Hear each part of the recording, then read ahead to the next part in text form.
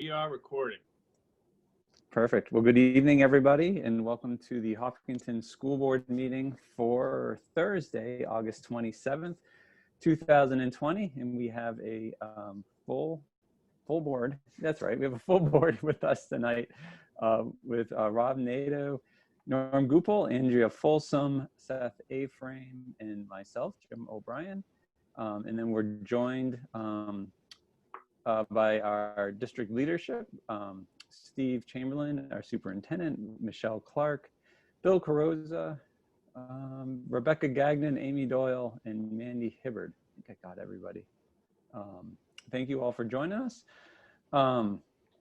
So as we started all of our virtual meetings, we are able to meet in a virtual environment because of the governor's emergency declaration and emergency orders that allow for public bodies such as the Hopkinton Select Board to do our business virtually. Normally we have to have a physical location in which we conduct our meetings, but because of the global pandemic, that requirement has been waived from RSA 91A, which is the state's open meeting guidelines.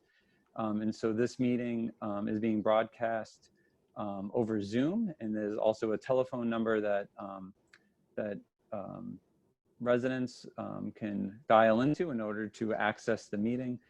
All the other provisions of 91A are being followed by the board. And when we vote, we will conduct each vote as a roll call vote. And so it's a little odd, but we get used to it. So with that, Steve, are there any additions or deletions from the agenda tonight? We're going to table just two of the minutes. And I don't know, do you want to go back and do a pledge? Oh my goodness, I skipped right over the pledge. That's what flummoxed me even more. Oh man, you're having technical difficulties and then I skipped the whole agenda item. So I apologize. So why don't we go do that? Then we'll go back to the minutes. So Steve, why don't you introduce the pledge to us this evening? Be happy to. So years ago, Dr. Richard Ayers started a tradition that a student would be, starting in kindergarten, would do the pledge, and each year the faculty would see someone grow in front of our very eyes. So last year we transitioned to Gunnar and Griffin Grogan and the moms. So this was done at the opening this week, but here we go. To the flag of the United States of America, and to the republic for which it stands, one nation, under God, indivisible, with liberty and justice for all. Thank you. Bye, guys. Bye. So that continues a tradition by Dr. Ayers through Jack graduated last year, and now with Gunnar and Griffin, as you can see, class of 2032 and 2033, who are, if anybody's keeping track. So. Steve, that was great. Thank you so much for sharing that. So now, additions or deletions from the agenda, Steve.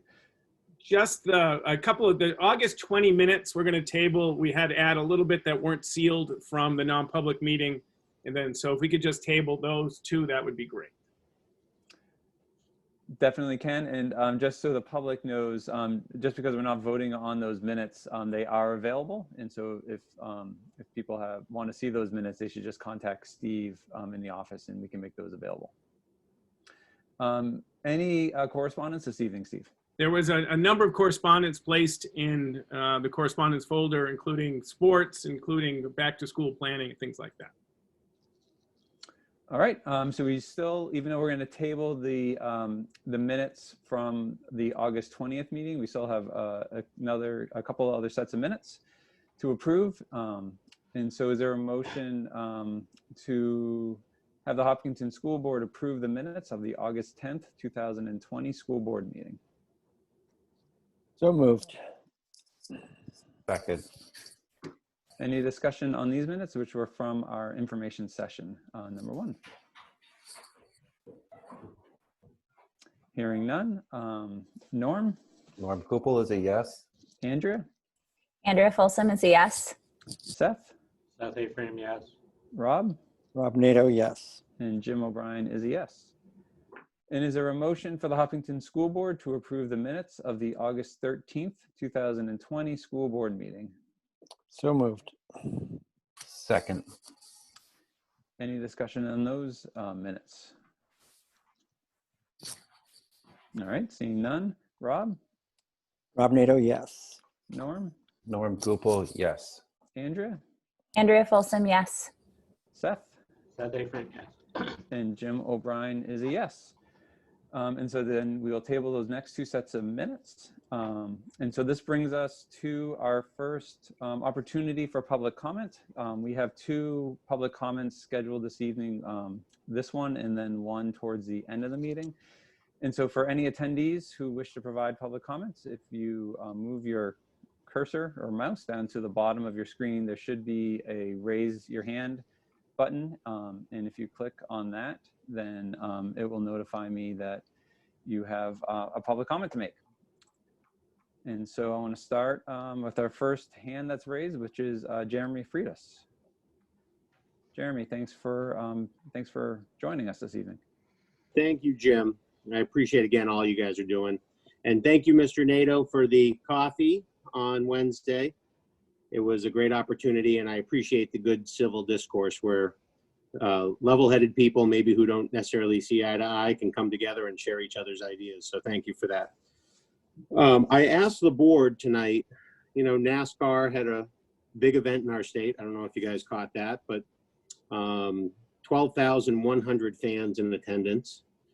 The governor recently lifted the in-restaurant, and now restaurants are full reopen. So I asked the board, as we proceed on cautiously but optimistic, at what point do we go back to a full reopen of schools?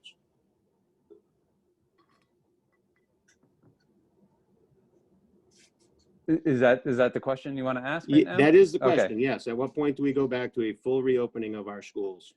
Yeah, so we've, you know, at least last week when we discussed the reopening plan in a hybrid model, we had discussed that we would look at the decision-making matrix that is developed, and we'll do that tonight, and we're going to do that at every meeting. And I think, you know, as guidance changes, you know, from CDC and others around best practices, we'll continue to revisit the decision on schools and how many students we would have participating in person on a daily basis. Okay.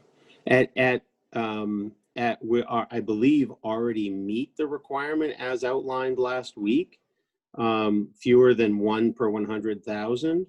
So I guess I just question that if that's where we're at in the matrix, and, you know, looking at the numbers in town and more importantly in the county, which I think is what we're really going by, aren't we already there? I think we are, but you know, the guidance still from the CDC and others is to keep 6 foot, especially indoors, to keep 6 foot separation between people. So, and that's still a guiding principle. And if you think, you know, you mentioned the restaurants being open to 100% capacity, they're still being asked to follow that 6 foot guidelines as we are in school. So when you do the 6 foot, you limit the amount of people that could be in the classroom. Right. I mean, I fully understand. I wanted to know. And so thank you, Jim, for answering that. Will it be a 4 week at a time? Just, you know, from a planning standpoint for families who are listening, is it going to be week by week or 4 week at a time? What's the blocks between reassessing the status? So well, we've been meeting every week, and I'm not sure that the school board will continue to meet every week, you know, as we move forward. But I think we've committed to every week as the district is getting ready for back to school on the 14th. And so, you know, then my assumption will be, and this is something the board will talk about, you know, if we go back to an every 2 week schedule, which is our normal schedule every other week. And then, you know, how we reassess and how we make those decisions, that's still sort of, I guess, a to be determined.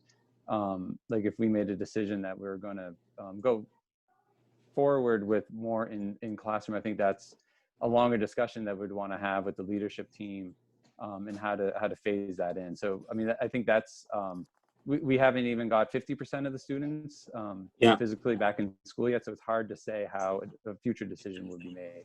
Okay. Very good. Thank you so much. Thank you. The next hand that's raised is Dennis Molnar.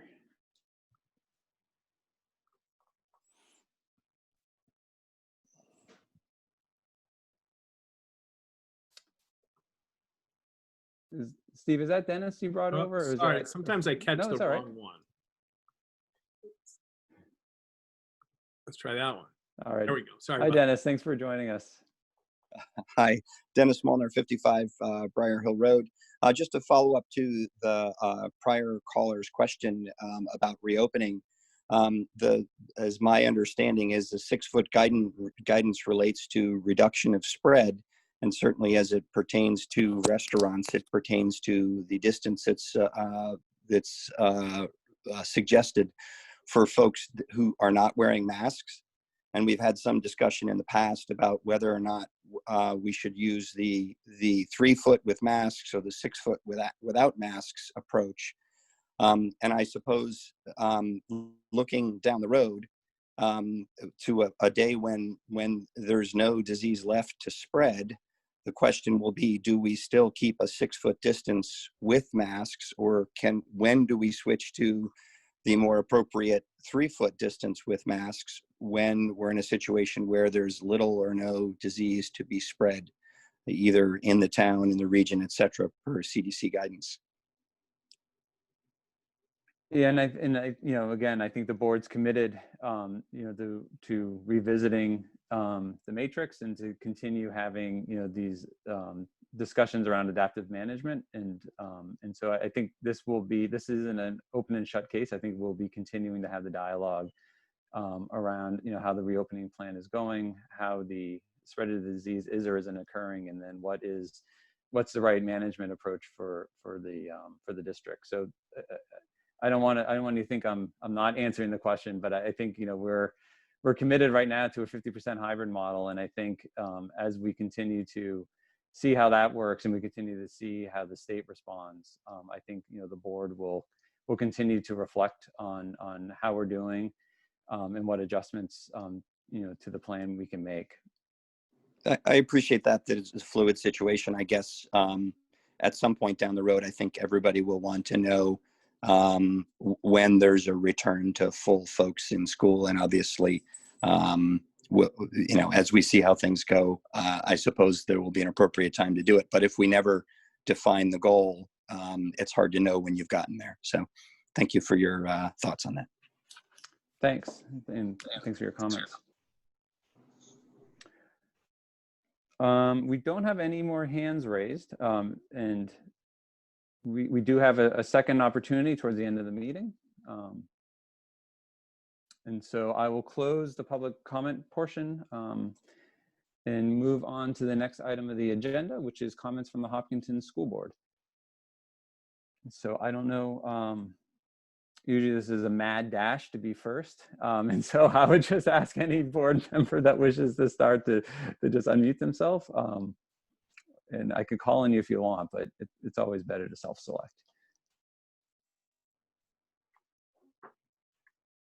Jim, I'll jump in just real quick. Wanted to thank the students who took the time to write letters to the board, you know, lobbying for their positions on whether it's hybrid, reopening, or sports. It's always good to see them doing their civic duty. So kudos to the kids out there that got involved and had signatures signed and petitions and whatnot.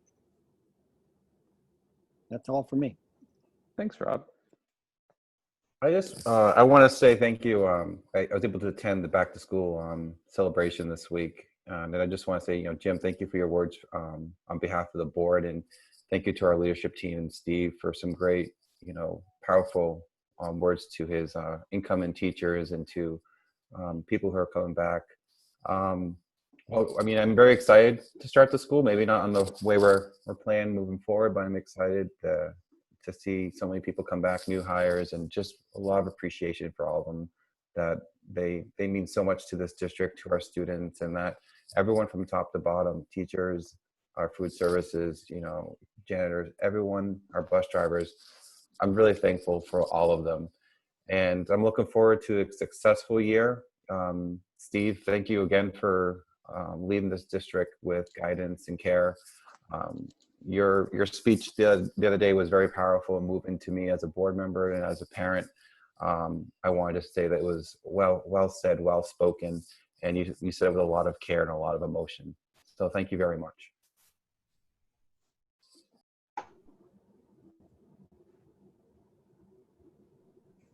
Seth or Andrea? I pass. Okay. Hey, sorry, I couldn't get off of mute. I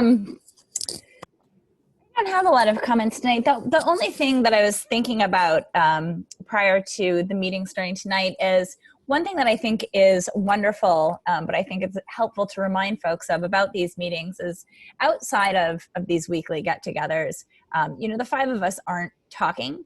And so oftentimes what folks are seeing are real-time decisions and discussions, and that can be messy and it can be confusing and frustrating. And I just want to also, say that this is also, it's very transparent. You're seeing exactly what we're thinking and saying in the moment. However that may look, and it doesn't look great sometimes, and I own that as well, but it's certainly real and it's certainly transparent, and we are committed to continuing to show up every week. I think we've shown over the past 6 months that we listen and we appreciate feedback, especially when emailed to us, because then we can read it and we don't have to hunt it down. And just thank folks for sticking with us. And yeah, that was it. Are you saying that we're messy and frustrating, Andrea? Is that what I heard your comments being this evening? So thanks. It's worth pointing out as well on that point that that's what the law requires. So it's not like we could meet together separately and work these matters out. We do have to do it in front of the public, and that's both messy and transparent, and hopefully shows the public our good faith in trying to figure out these hard questions. So it's not our choice to do it that way, but that is how we do it. Yeah, and sometimes around hour 4, I'm not necessarily my best person. I try, but oh baby. Well, I want to echo Norm's comments around the back to school meeting. I guess that was earlier this week. It feels like a long time ago. But thanks, Steve and the leadership team. It was while didn't feel normal, I guess, because we were all on screens, but it felt good. I guess that's probably the right way to say it. To know that that everybody's coming back, everybody's starting school, the teachers are back. It felt good to kind of get that meeting under our belts and sort of have some of the back to normalcy started. So thanks everybody for preparing for that. And I know you've been doing a lot of work before and since that, and we want to thank you for that. So there's no presentations or staff reports on the agenda tonight, and we have a number of items for board discussion. And I talked to Steve, and I'd like to recommend a little bit of a change of order, if this is okay with the board. And so I'd like to start with a discussion on the Memo of Agreement that's on the agenda for our discussions with the Hopkinton Education Association and the Hopkinton Educational Support Staff. And so start our discussion there. And then, again, if it's okay with the rest of the board members, to then move on to the second reading of our policy that's on the agenda tonight, and then go and have the conversation back to the top as it's been here with the sports. And the reason to do that is I do think those two earlier items, they do pertain to and could have an impact on the discussion around sports. And I think getting those conversations over and have those conversations happen may help as we get to the sports conversation. So if there's no objection, that is how I'd like to at least move forward on the agenda tonight. And if you have an objection, I'd love to hear it. Okay, so I got a thumbs up. And so Steve, if we're going to move on to the memo of agreement, and this feels sometimes a little odd. And so Steve, can you just walk us through the process of how these types of agreements are done by the board, so that we know how to proceed here? Sure. So 273A governs how we bargain. And the law requires that we bargain health and safety concerns. And certainly the health and safety concerns have changed since our last time. So under 273A, in good faith, both associations, Hopkinton Educational Support Staff and Hopkinton Education Association, have met with the school board's subcommittee and negotiation team, and have worked through a significant number of issues related to health and safety. And by 273A, those are actually held in the discussions with the board are actually considered non-meeting. It's kind of funky, but it is classified as a non-meeting that you meet and talk about that. So it's outside of, by design and by statute, it is not in the public eye. So they are done under 273A. And then once come to agreement and both sides ratify, and then it does become a public document, just like the collective bargaining agreement, and it will be shared on the website under agreements with the board after it's signed. Typically, after they vote, then there's some signatures. But that's the process where teams get together and agree, and if the associations ratify and the boards ratify, that is when it becomes public. So for our process here this evening, if there are questions from the board, I guess for us, that would mean we would go in the non-public session to have to answer those questions and have the discussion. And then my hope would be if we choose to ratify, that we would do so, and then we could walk through the document, so the public can understand, what's contained in there. But we can't do that before we ratify. And so I would just ask if there's any board member have questions or would like, to have a discussion on the document that I know is in the folder and we've seen, but I don't want to stifle any conversation before we move on to an action item. No. So another way to ask that question is are people ready for an action item on this matter? All right. So if so, then I would ask if there is a motion for the Hopkinton School Board to accept, is there a motion for the Hopkinton School Board to approve the negotiated memorandum of agreement with the Hopkinton Educational Association and HES regarding health and safety items? So moved. Second. Is there any discussion?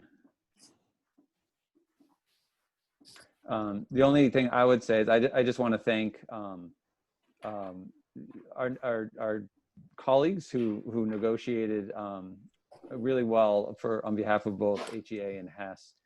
It took a little while, I think, for us to get all the I's dotted and T's crossed, but I think the conversations were all really good, and so I think we made good progress, and so I'm just pleased that the process worked out well. So thanks to everybody. So if there's no other discussion, Norm Gupel is a yes. Andrea Folsom, yes. Rob Nato, yes. and Seth As a frame, yes. and Jim O'Brien is a yes.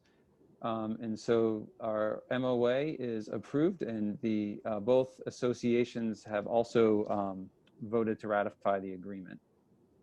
And so, Steve, are you able to bring that up to share the screen? Yeah, the one dated August 25th, right, Jim? I believe so. Let's see. On public. And so this, as Steve is bringing that up, just for the public, so this is we're not going to go through every point on it because I think it ends up being like a 7 or 8 page document when all is said and done. But I do think it is important to walk through, some of the points and some of the major pieces of the agreement that we have we've reached with the associations. And actually, before we start, I should thank or call out from our side who was on the negotiation side. So, Steve participated, Michelle participated, as did Bill Carosa. So thank you all for taking the time. And then on behalf of the school board, Andrea and I were from the board, our team. And so as Steve started and mentioned, this is an agreement on health and safety issues as we head back into school. And so Steve, I don't know if you want to scroll down a little bit. So I just want to make sure you did see it. So that's good. Yeah. That's good. Perfect. And so stop here. And so, as we've been talking about, the alternate work settings for staff, what's in this agreement is really, is around employees who are identified as high risk per the Americans with Disabilities Act, or the ADA. We're required to provide reasonable accommodations to reduce the risk of exposure to the coronavirus. And then, and by doing so, the employees shall receive all the pay, benefits, and protections associated with those positions, and shall not be discriminated against, disciplined, or adversely evaluated in any way for needing to work with accommodations. And so that's our requirement as employers, and that's our requirement by law. And we also talked about, there may be employees who do not qualify under the ADA. Those employees could have individuals that they live with or care for, and other members of their family who may be compromised. And so we also felt it's important. Of course, employees can always ask for additional accommodations, but we also wanted to put in here and make certain that those employees can ask for accommodations and they can request them. And I think when people hear accommodations, they automatically go to, or maybe they don't, but I sometimes do, automatically go to sort of a remote setting or working from home. But those aren't the only accommodations that are available to employees. And so this just really, I think, states that if employees do have concerns, even if they don't qualify under ADA, that they can come forward and request accommodations. Steve, I don't know if you want to scroll forward a little bit. Keep on going. So one of the health and safety measures that we have talked about doing and are pleased to do is around employee surveys. So ensuring that as employees come to work, that they have a screening prior to showing up at school. And so employees are going to complete a screening survey, and that will be available. That will go to the nurses. And I think we're going to be working on what those questions are for the screening survey. But I think anybody who's entered public buildings or doctor's office are used to the type of questions that are asked on those screening surveys. And then number 4 here, number 4 and 5 kind of go together. And these are, number 4 is if an employee is being quarantined and they're unable to go to work, and that quarantine is due to an action by the state or federal government or by the school board, if the school board decides that schools are going to be closed, or a healthcare provider provides them a diagnosis to say they should be quarantined. That during this time out of work, the employee shall still continue to receive full pay and benefits as required by law. And again, this is a legal requirement on behalf of the district.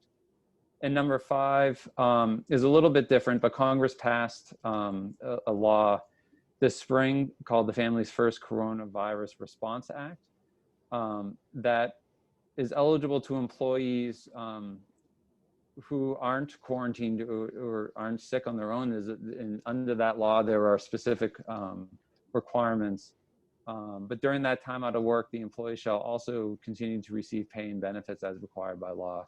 Again, these are legal requirements that the district as employers are bound by, but we felt they're important to have into this agreement so everybody can understand as decisions are made how employees will be treated and compensated.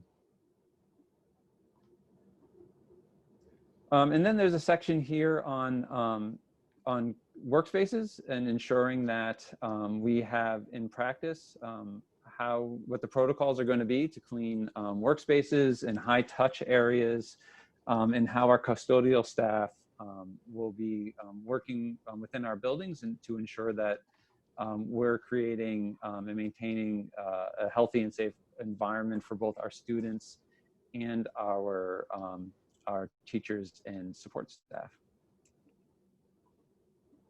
So much of this is, reflects on the conversations that we've been having here in these meetings over the last month or so. Safe working conditions. We have agreed to, and it's right, that we will be enforcing rules for social distancing. And this document establishes the 6 feet of distance between people and providing for PPEs and face masks for our employees and students to make sure that they're available.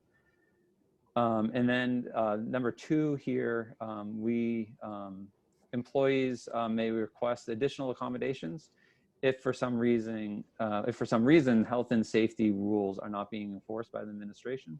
So this just provides employees with additional opportunity to ensure that that the district is living up to our obligations here under this agreement.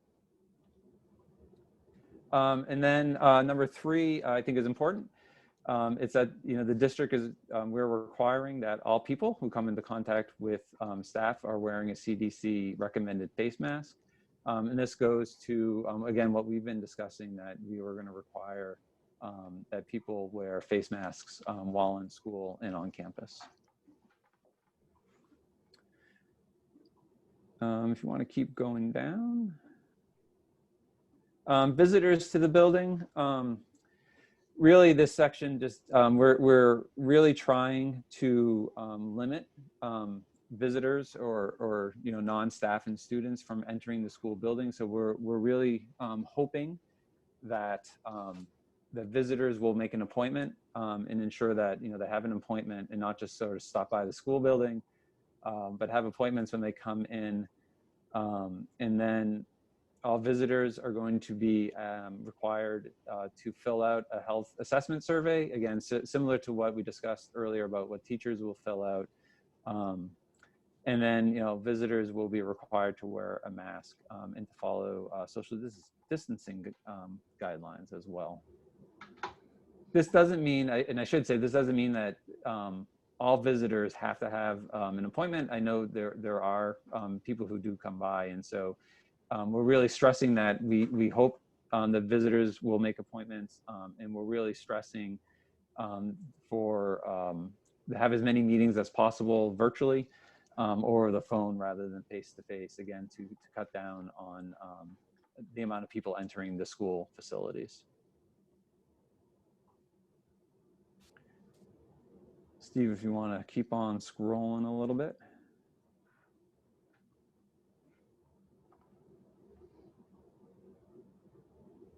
And so this lays out what happens if there's individuals who come into the school building who are COVID infected. And so we'll take the steps by working with the appropriate authorities to follow the protocols that are recommended by the CDC and the Department of Health and Human Services.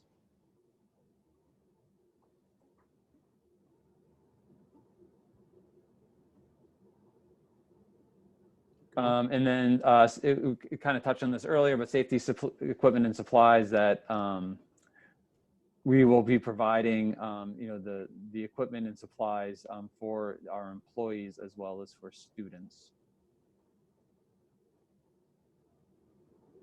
as well as special equipment for nurses and nurse assistants who are going to be the front line if there is students showing symptoms, and so they will get a higher level of protective equipment, including N95 masks, face shields, surgical gowns, and so on.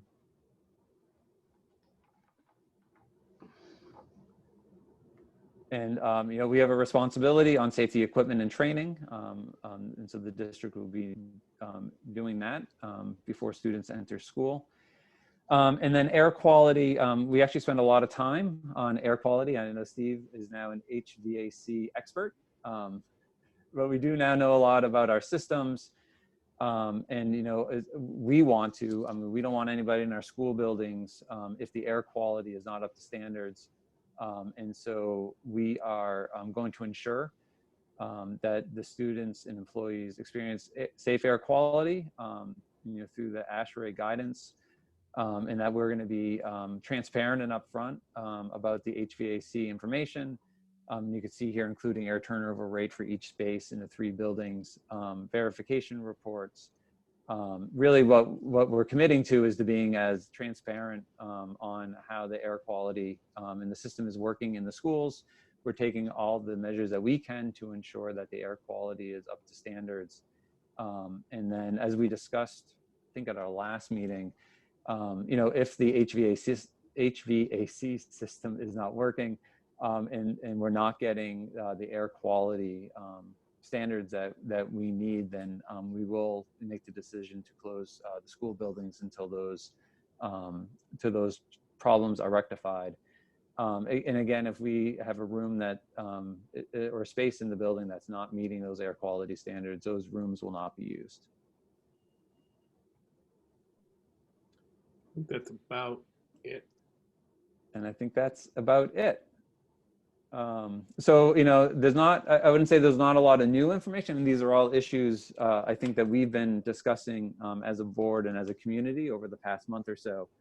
But now we have a document that, has been agreed to by both the Teachers Association as well as by our support staff, that sort of codifies that into how we're going to, how we're expecting to operate and what the commitments are that the district is making to ensure the safety of both our students and our staff.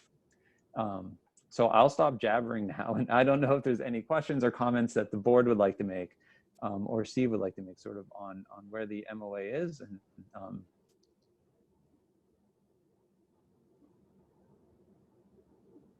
all right. I'll just say thank you to Andrea and you for working hard on behalf of the board, and thank you to the teachers for working with us on this. So, Scott and Nancy. Thanks, Norm. So that the MOA will be available on the website. So people who want to take a closer look at the language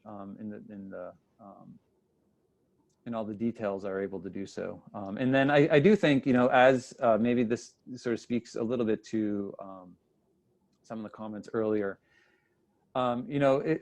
if and when, the board chooses because of changes in, I guess, case count or changes in circumstance, this agreement can be modified. We would go back to the table and have discussions with the associations to make sure that any changes, that we're making changes in agreement with both those associations. But that's sort of the plan moving forward. So as the board makes management decisions that changes these agreements, that we would sit down and have the impact bargaining discussion with the 2 associations.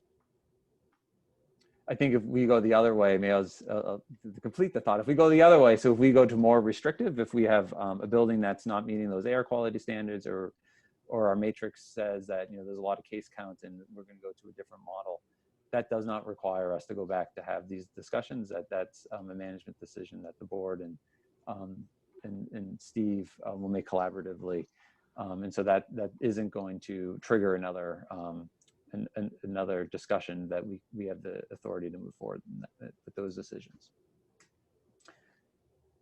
All right, so the next item we can move on to is the draft policy that I always get the name of the policy wrong. It's the pandemic emergency policy. And so I would maybe ask Andrea and Seth and Steve or whoever is best to address some of the changes in this policy since we last visited it a week ago. Sure, I'm going to start it out. So we first presented the mask policy. It's operating under a pandemic COVID-19 policy last week.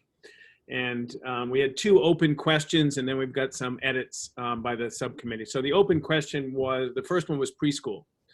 And so Bill and I spoke, and Mandy and I spoke about the preschool piece. And the language that we settled on for the preschool was that the district will be deliberate and purposeful as we build preschool mask tolerance with the end goal of full 100% mask wearing. So I do think that does align with the frequent mask breaks. I think essentially preschoolers are going to require some extensive mask breaks as we build their tolerance and we instruct. We think that was the best way with goal. And we think that'll help parents too, that we can join with parents and guardians and support preschoolers as they build mask tolerance. The other open question was what's the process or what's the piece if a student does have anxiety issues or sensory issues, and how do we address that? Mandy worked with her colleagues and presented some language that as individualized educational programs will take these circumstances up and develop a plan for how you would build mass tolerance or approach students with either developmental issues or anxiety issues or other issues, but it would focus on the team. And then as Seth wondered, so ultimately if the IEP team makes a statement that this is how we would approach the mask, then the principal could provide an exemption and approve of that plan as we continue to build mask tolerance. So and those were the 2 open questions. One focuses on preschool building tolerance. The other is IEP teams addressing, in 504 teams, anything addressing with concerns about masks.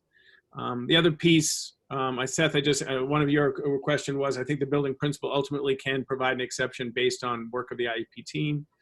And the policy would be in place, and I think Seth had very clear language, is simply until the board rescinds it. And I think that's the cleanest way to go, that the board can enact this policy and can rescind it based on the data or based on the circumstances the board sees. But those are really the only, I think, substantive, and thanks Seth for cleaning up some of the language, but I think that covers the substantive issues. But we are requiring masks, but building tolerance and working with instruction and with teams planning. Mandy, was that a fair enough assessment of what we tried to do? Thanks. I don't know, Steve, Seth or Andrea, do you have anything you want to add or any comments? That summarizes it. How about any questions from the other board members? I get one, and this may seem like a stupid question, but I'm good at asking those. So under requirements, I'm just curious, when we say the school building and campus, what do we mean by campus? Just so I'm clear. I mean, there's the physical campus, which I think is like the school buildings, the parking lots, but does that extend? I know so Steve, we spoke, maybe it was last week, just like around George Park, and is that considered campus? If we have things going on in George Park, does that extend? Does that fall into that definition, I guess? Yeah. So all our policies center around when a school function is going on, the school is, if you will, the landlord, or that extends the school policies and practices and procedures. So there is, and so, like Rebecca and I've talked about, if a student we can go outside, and a mask break outside would be a perfect environment to do that because it is outside and you can do the social distancing, and we think that it decreases risk. But yes, when we host, if we will, even for example, one of the like we had a prom if you have a prom at a institution, a school function, they have to follow school rules. So any place where there's a school function, they follow school rules. Okay, thank you. That's helpful. Rob? Can you just walk through what happens if a student refuses. I know there's a little bit in there about the mechanics, but can you just talk about that a little bit and maybe how If it's a different student at the refuses different? to wear a mask, Yeah.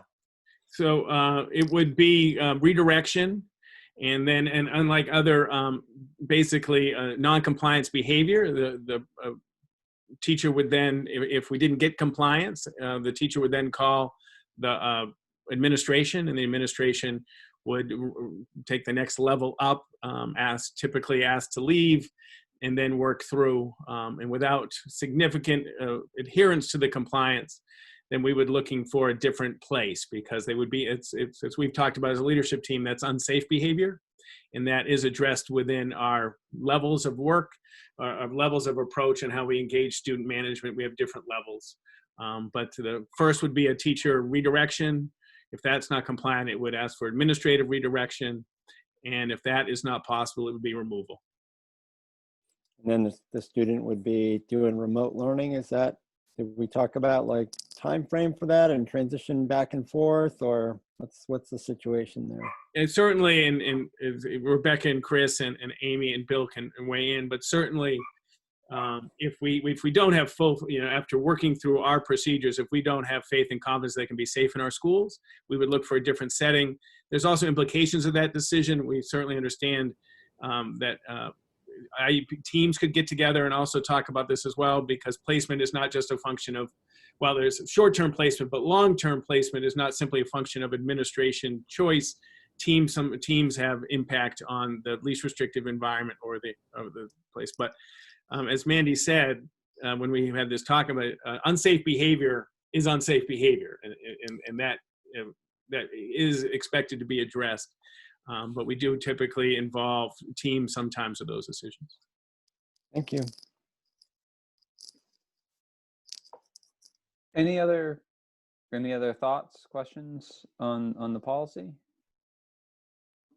So the other, for our action item tonight, the other portion of the action item is, normally we do 3 readings of policies. And so we had the first one last week, this would be our second. And so the motion, I think, to get this started to be implemented and to move it forward would be a waiver of the 3rd reading. And so the action item would be to approve this evening with a waiver of the 3rd reading. And so we don't have to do the action item now, we can move it towards the end of the meeting, but just want to make sure everybody's comfortable with that as sort of the process that we're undertaking. I see head nodding. I don't see anybody disapproving.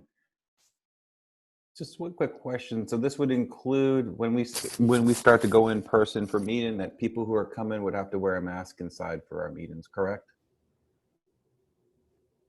That's how I read the policy. That's correct.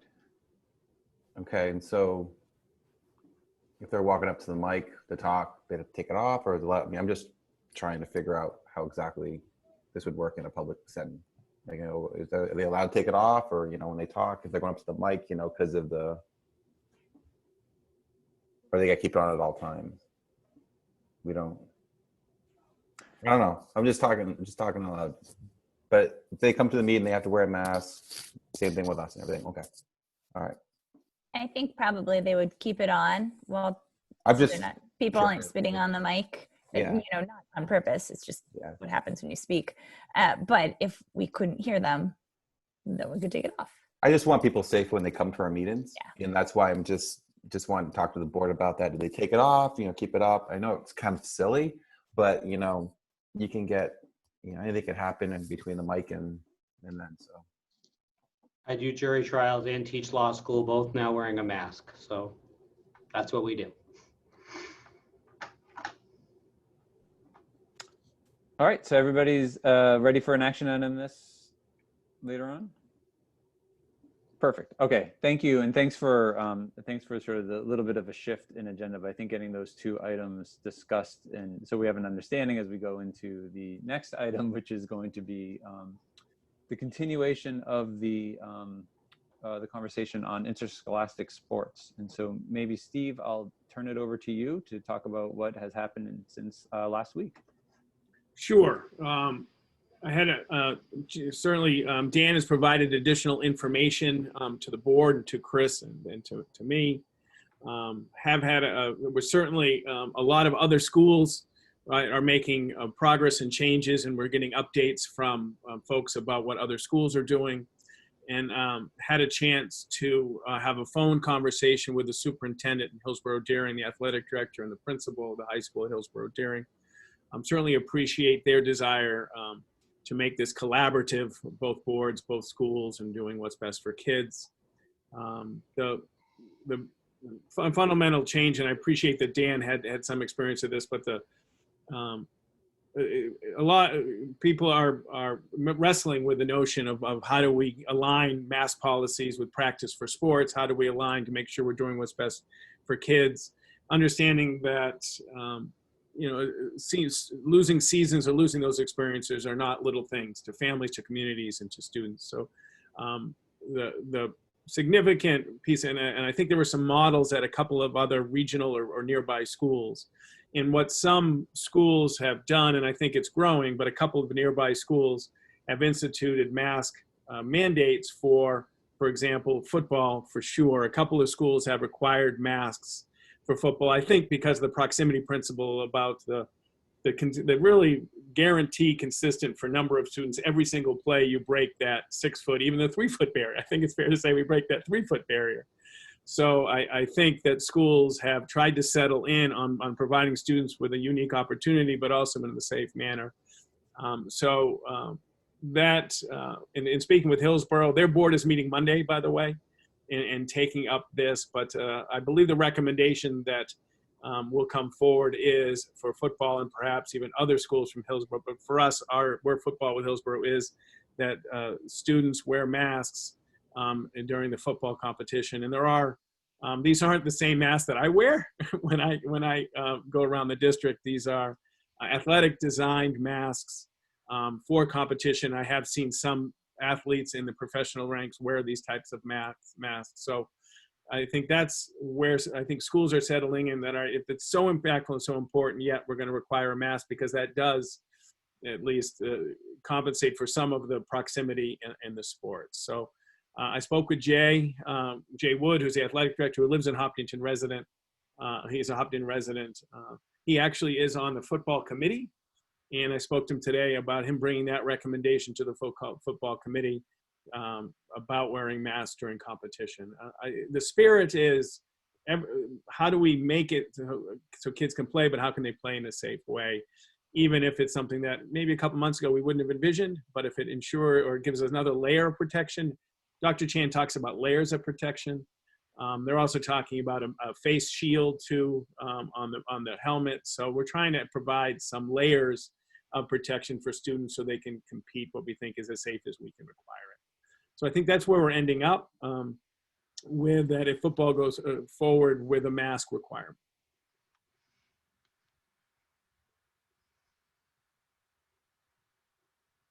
Any questions, and maybe not just on football, but sort of on any of the sports for this fall, and how I guess how our policies impact, and then how Steve and the athletic director and others are thinking about these, because I think there's an action item on our agenda to approve the sports as presented, and so I just want to make sure we all are understanding of what's being presented and what we're moving forward with.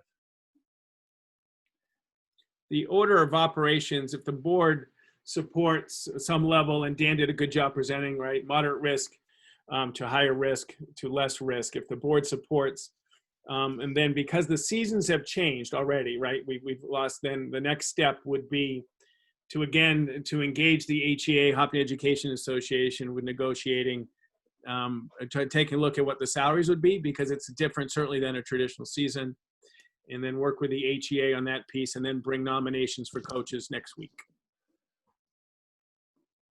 So that's kind of the order of operations. Yes, we're going to have teams. Yes, let's negotiate the salaries and the nuances of it, and then let's adopt and hire coaches. And then we still have time to do this, I believe. And Dan's, I think Dan's there if you'd like Dan to be pulled up, but I think it's September 8th.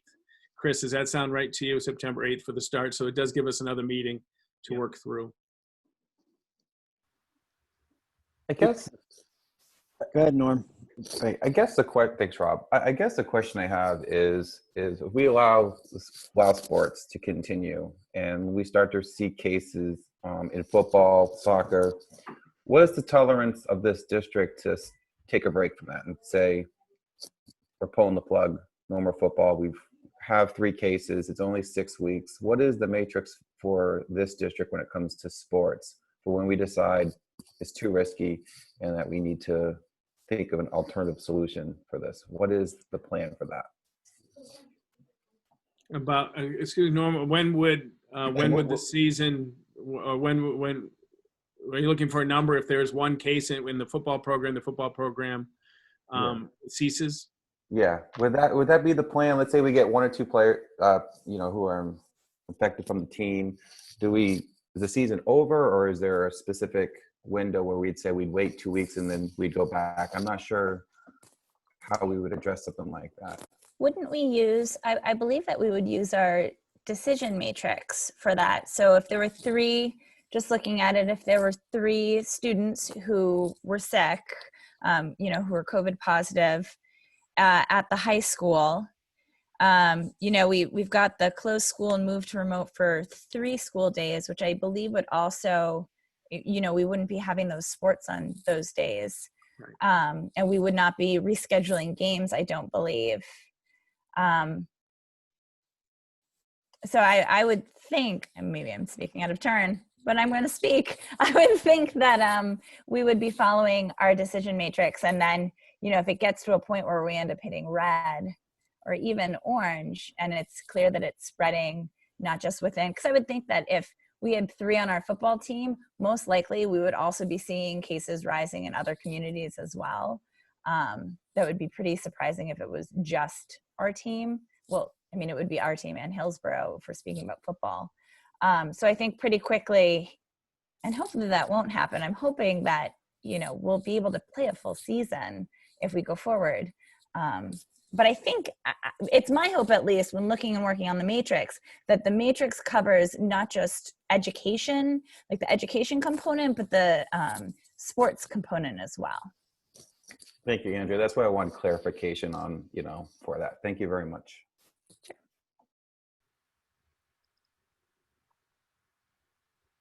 Steve, I had a couple of questions. I like the idea that, kids are going to be wearing the mask coming off the bus or going to practice and then in warm-ups.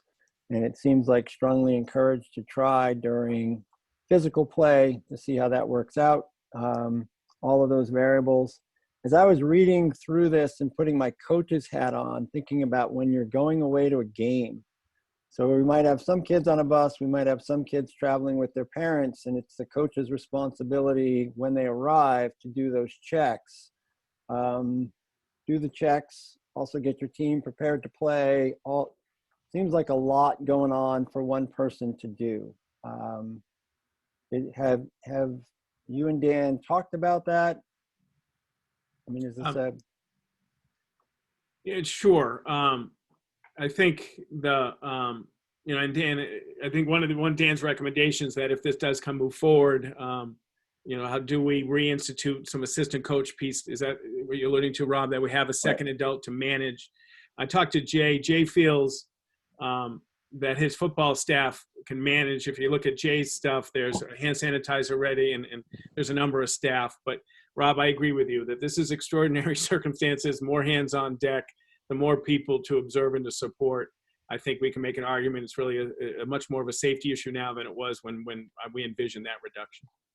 Yeah, even on a daily practice scenario, just a whole lot to manage and actually execute a practice and still make sure that everybody's following the guidelines, just like being in the classroom, you can't have eyes everywhere. And I really think it would be worth our while to revisit the assistant coaches piece for this. I think that financially, we probably will have realized some savings just because the season has been shortened. We haven't spent buses on preseason stuff. I'd like us to be able to take a look at that and make sure we give the kids and the coaches the best opportunity to do this right. I think it's a great point, Rob. And I think, if the marching orders happen tonight, then I'll engage the HEA and the overall negotiations. We'll see about reinstituting those positions. I think it makes a lot of sense. Thank you. You bet. I have a question, or maybe it's more of a comment, or maybe it's just for for all of us to think of. So, I mean, if we move forward, our action would hopefully have, our medium and high risk sports. At least that's what I would propose. Our medium and high risk sports have the mask requirement, and I think that's good. But I also I also kind of feel that's only half the job.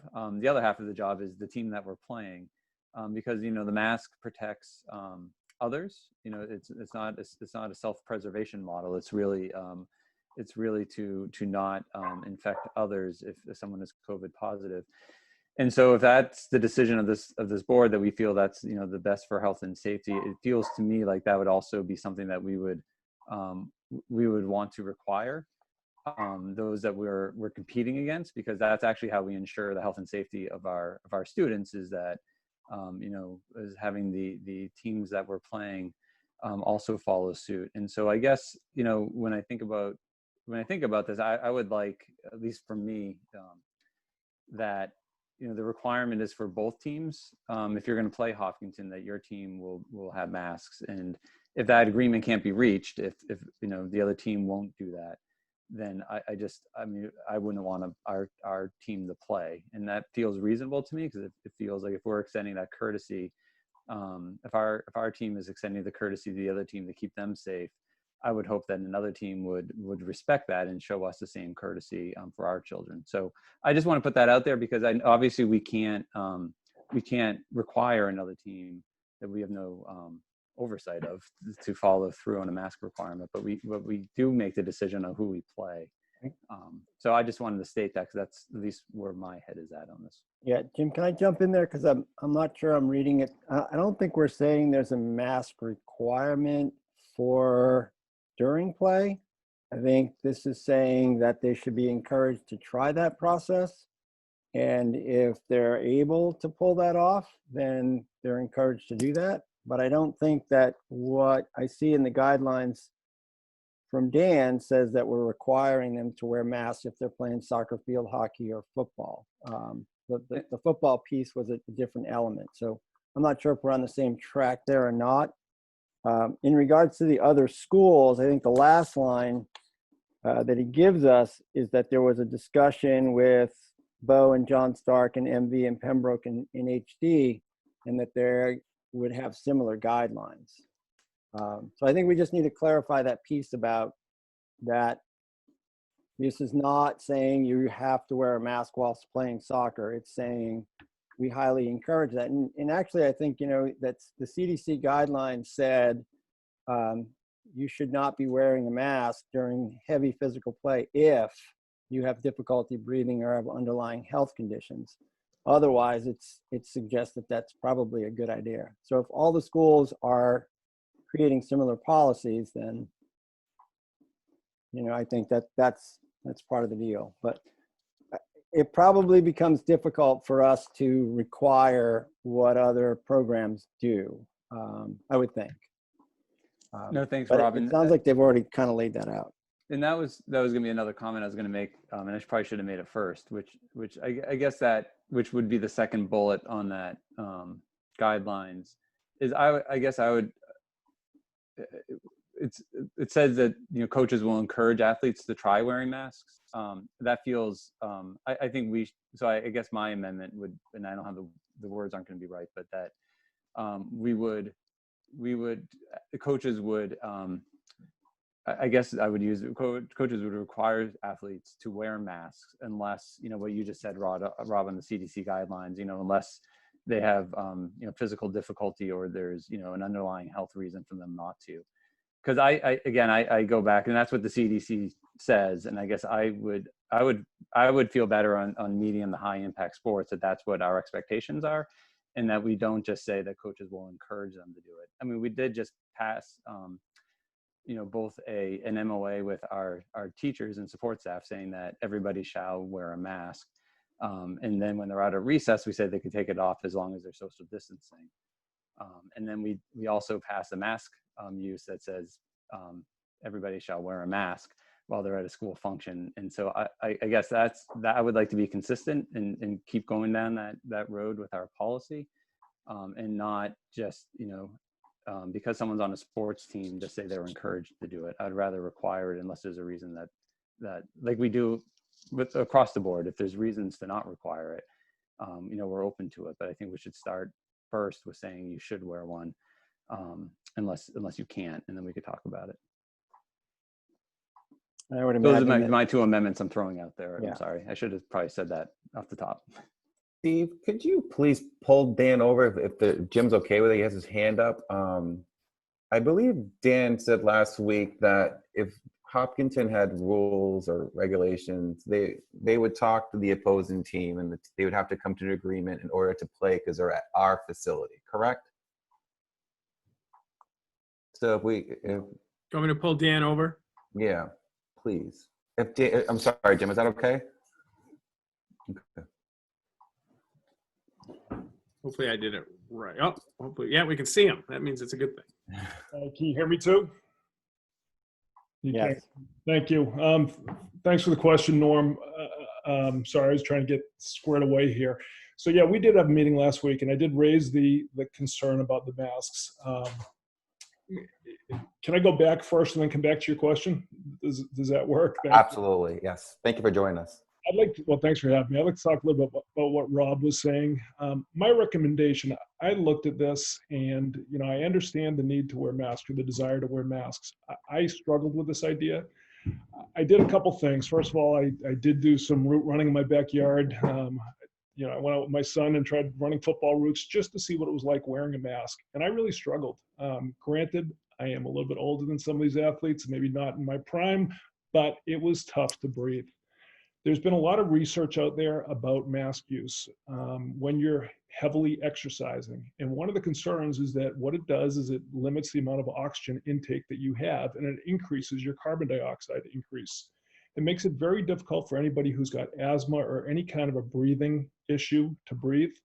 It also stresses other parts of your body, in particular the heart. And there's research out there that says, you know what, maybe wearing masks while you're doing heavy exercising is not a good thing. When I talked to the other ADs, this is kind of getting to Norm's question, and when I got to the other ADs and said to them, what if we do require you to wear masks? First of all, I feel funny doing that. If we're going to Bo and I say to Bo, by the way, I'm coming to you, but you guys have to wear a mask in your place. I mean, we don't do that to people's houses when you go in. It's their rules, and that's kind of how athletics have always been. But as I did this, these other ADs raised the exact same questions. And they said, we have kids who have asthma and have breathing issues, and we're not comfortable having them wear masks. One of the things that I thought was a nice way of getting around this, maybe not getting around it, but finding a common ground, is to ask our coaches to please enforce mask use whenever they can. And what I mean that is that when they get on a bus, the kids are on a bus, they're wearing a mask.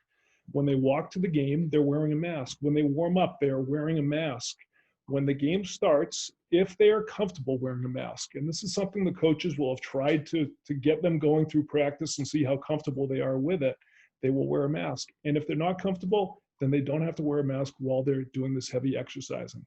When a player comes off the field after playing, soccer or field hockey or whatever, they come to the sideline, they get a drink of water, they sit by themselves for a minute, and then once they catch their breath, they put a mask on. The kids on the sidelines are masked. That's my recommendation, and that kind of goes along with what the other ADs that we've talked about have agreed is a fair way of doing this.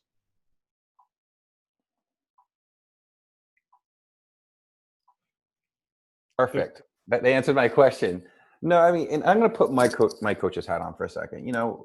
Coaching for many years at Hopkinton, two rules that I've always been taught, as a coach is make sure the game's fun and make sure the kids are safe. Those are the two things that was drilled into me when I was becoming a coach. For me, when you instruct a coach on how to keep the kids safe, that's their job. Any discussion. They get a list of stuff they have to do for the season to keep these kids safe. And, I've seen what's going on in Hopkinton right now, and I'm seeing these kids playing. They're all being safe. We have no cases. Some districts are requiring potentially having this mask rule when they're playing. I can see where that's not fun. but it also is not fun if they get sick. So it's a, you know, you're not going to win, you're not going to lose, but you know, I thought hard about this, and I do agree with you, Dan, that if you tell a coach these are the rules, and we're not reinventing the wheel. First off, the NHIA has all these guidelines for what each team, each sport needs to do, from football to soccer to field hockey. It's done our homework for us. It's just we have to actually put the plan out in order for it to happen. You know, my feeling, Jim, Dan, and the board is I want our students safe. I want them to have fun, and I feel like we owe it to them. They've had a rough couple months. I am confident in our coaches to enforce wearing a mask where they need to be, but until we start seeing some evidence, I'm comfortable with them playing with no mask, you know, for soccer. I think, Dan, we would agree football would have to be some type of like the outline that Jay gave us and that you said in your memo. I think that'd be fair to say. Would you agree? I would agree. Yes. Thank you. Okay. Thank you. I'm going to jump back in here if I can. I think, you know, sort of a middle ground between where Jim is and what Dan is talking about, and where I'm at. And I guess my concern is, so you go to practice and say, okay, we're going to try a regular full scrimmage with masks on, but we only do it one day. And some of the kids are like, I can't do this. I don't think that's a good trial. I think that you have to go through a period of days, and some acclimatizing might take place. So, you know, in small increments, we're going to do 5 minutes with masks. We're going to do 10 minutes with masks. And I think coaches need to be really positive that for everyone's benefit, this is better. And maybe other teams at other schools will see the same thing, and we'll see more kids wearing masks. But, you know, I think a lot of this, if it's going to work, is going to be the approach of the coaching staff and the approach of the community to be open-minded to it is possible. There's plenty of folks, you know, running in urban areas with masks every day, and they get used to it. And there's plenty of people at work that wear masks all day long, and they've gotten used to it. So I think we have to say during our preseason that this is part of the protocol to try to get to a point where most of our players are wearing masks unless there is that underlying condition. And hopefully other schools will see the wisdom in that as well. So, and you know, I'm sure there's a variety of masks out there that will make it. I'm off the outside bike, but I'm on the inside bike. So Dan, I did put the mask on yesterday indoors, and yeah, it's a little warm in the basement, even with a fan, but you know, it's a doable thing. So I'd love to see the kids have the opportunity to play. I think we should teach them whether or not this is possible for them. And I would go one step further. I mean, you mentioned the coaches and the parents. I think it's the kids too. I mean, for this to work, everybody has to buy in, and everybody's got to do the best that they can to follow the guidelines as best we can. And if you can play soccer or field hockey wearing a mask, then you should do it. And if you really struggle with it, then we got to understand that there could be other health concerns. And in that case, you know, you tried it and you can't do it. Okay. Well, if that's the case, I would just request that we write the policy so it says that, and not write the policy so it doesn't say that. So that's my request. I think we're saying the same thing, except what's written in the guidelines doesn't actually say that. I believe it says masks are permitted at all time. They're required at all time, except for when strenuously exercising. And I think under that, it says the coaches will work with the athletes to try to become comfortable or something along those lines on that one. Yeah, I think it's a little squishier than that, I guess, is because I mean, my concern is that we're setting up sort of unequitable standards for our students. We have a set of standards for non-athletes, and then you know, what I see is a different set of standards for athletes, and so I'm a bit uncomfortable with that. I would rather have our expectations are similar for both, and that we're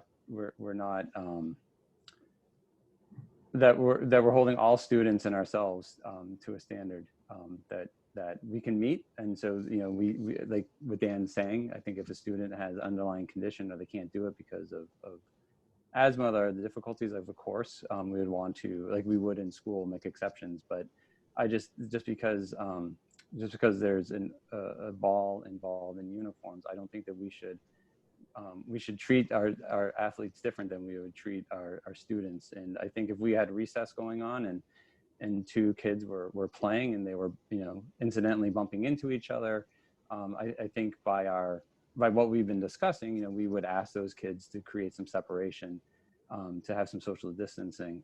But we wouldn't do the same thing in our sports program. And so I'm just thinking about the risks of the two, fourth graders playing tag and recess, running around. We would say that's a risk and try to keep them separated, but not doing the same thing for athletes on the field. While the risk is still the same, I mean, they're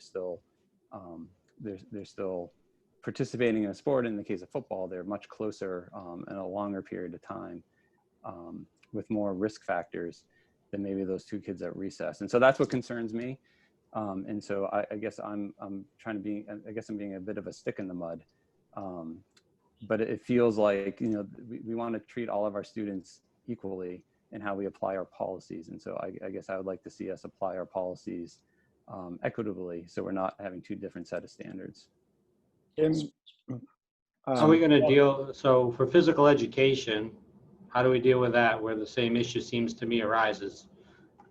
Yeah, we actually, it's in the policy on masks, that if it's physical education, there'll be social distance. So there'll be distance between you can have no mask on, but there's, distance. And so we did talk about, last week I raised the things that we can do to mitigate, if they're not going to have masks on, to mitigate it, which would be the space, which would be the social distancing. But in football, one can't do that.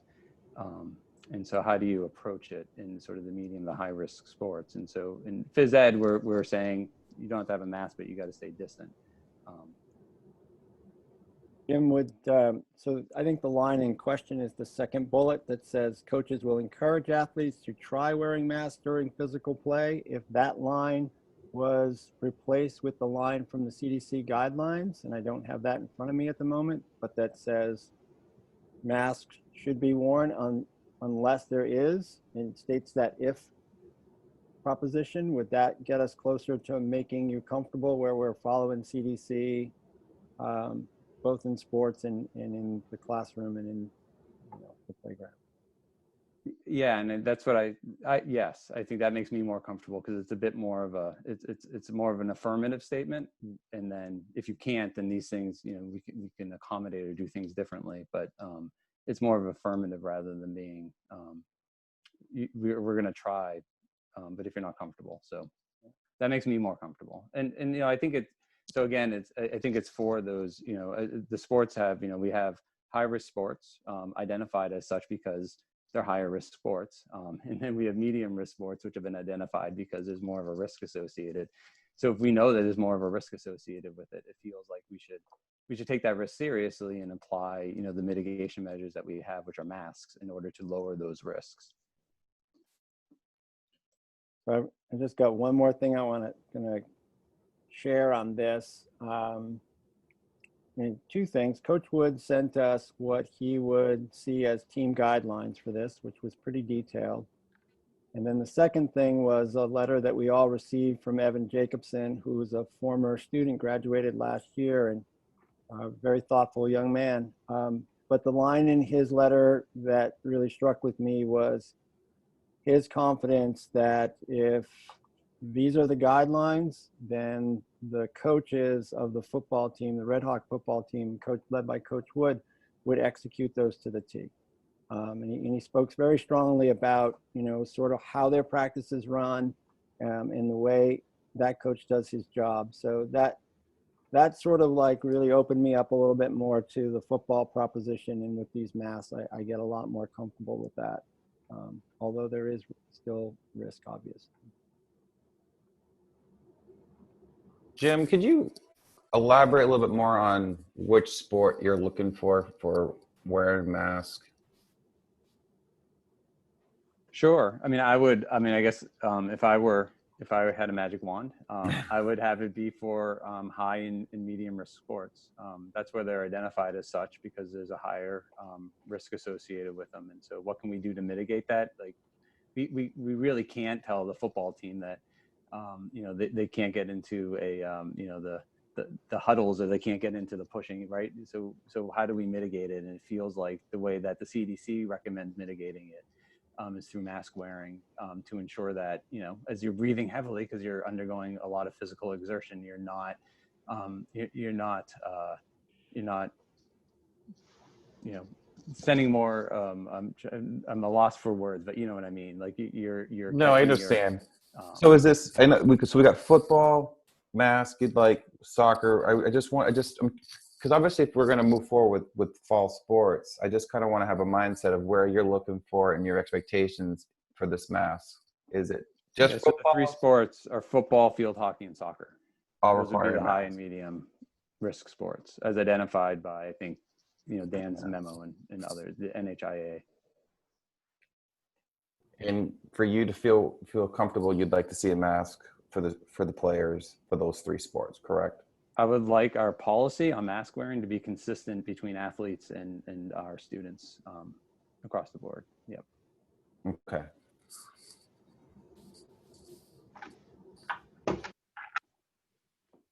Steve, quick question or Dan, is there any other district that we're familiar with for our athletes that have such a policy? Are you familiar with? In New Hampshire, not that I know of.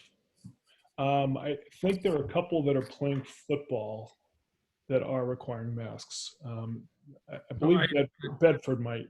And Jim O'Rourke's son is playing. He's a principal at Hillsborough Daring. His son, he told me that Concord was requiring masks, and Jay Wood told me that Bedford is requiring masks. And Hillsborough is considering requiring masks for all their fall sports. I don't know about golf, but they were talking about, and again, Hillsborough Daring's taking this up on Monday. And Dan, did you tell me that Vermont's requiring masks, or was it? I did hear that. I don't know if that's true or not. Gotcha. So that's the current status.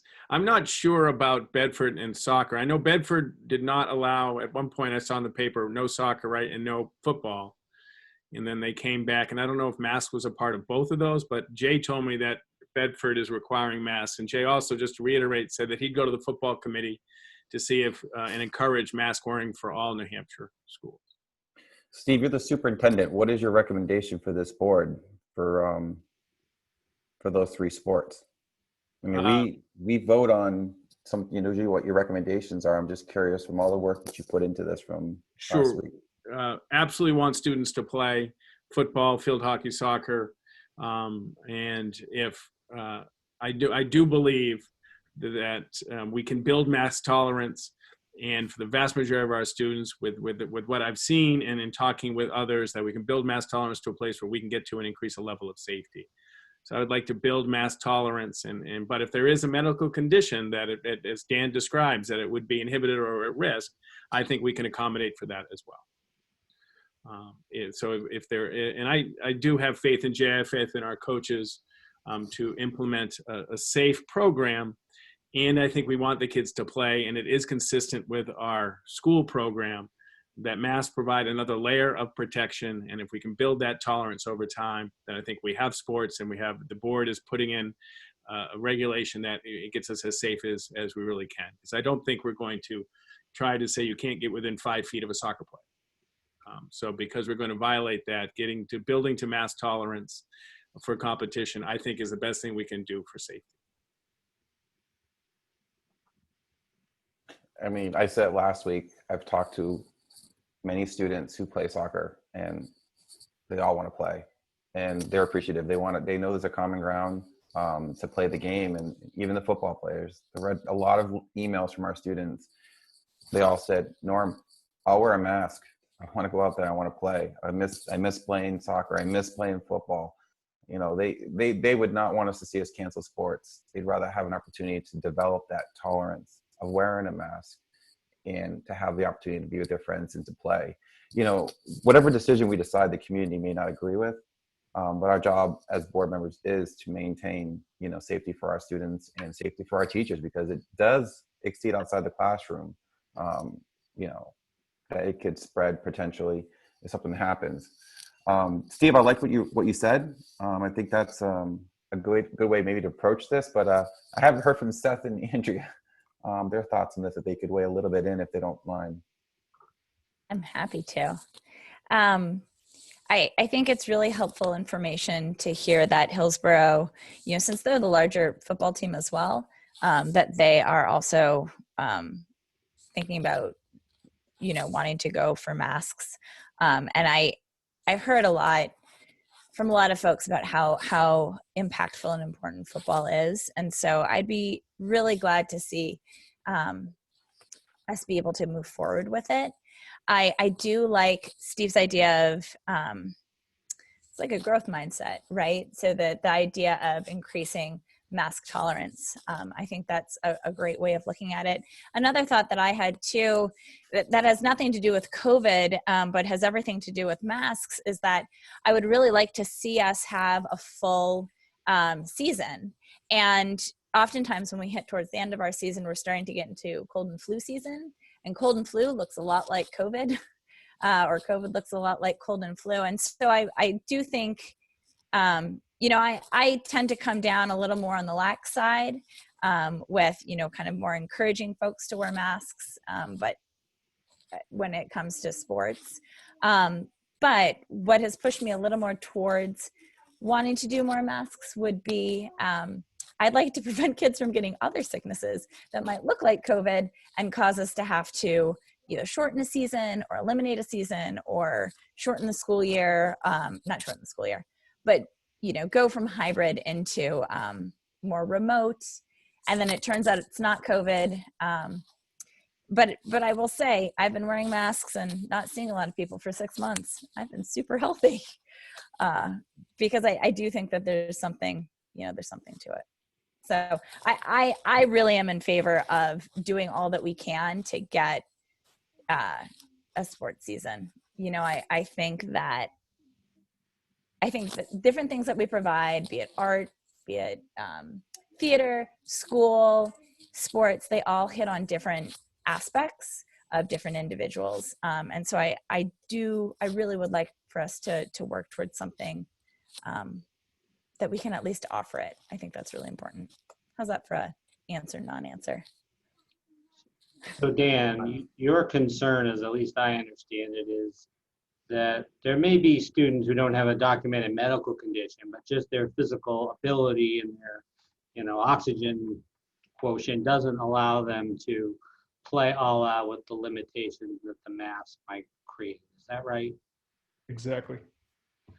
So I am generally sympathetic with what Jim says, but I think we have to just somehow deal with this on an individualized basis and to some degree leave it to the good discretion of the coach working with the child, because we're not going to have, if a kid just can't run with it on and can't breathe, they may not have asthma. I don't want to exclude that kid. And so, I think that I come down to, it is encouraged. We should be working with the kids in practice to increase tolerance.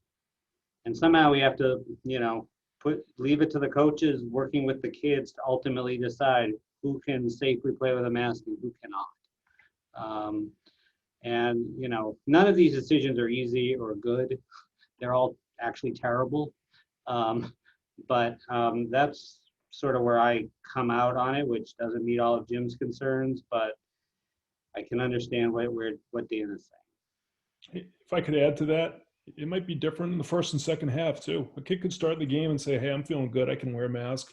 And as the game progresses, he says, I got to take this thing off. I'm having a real hard time here. I mean, that should be their prerogative. But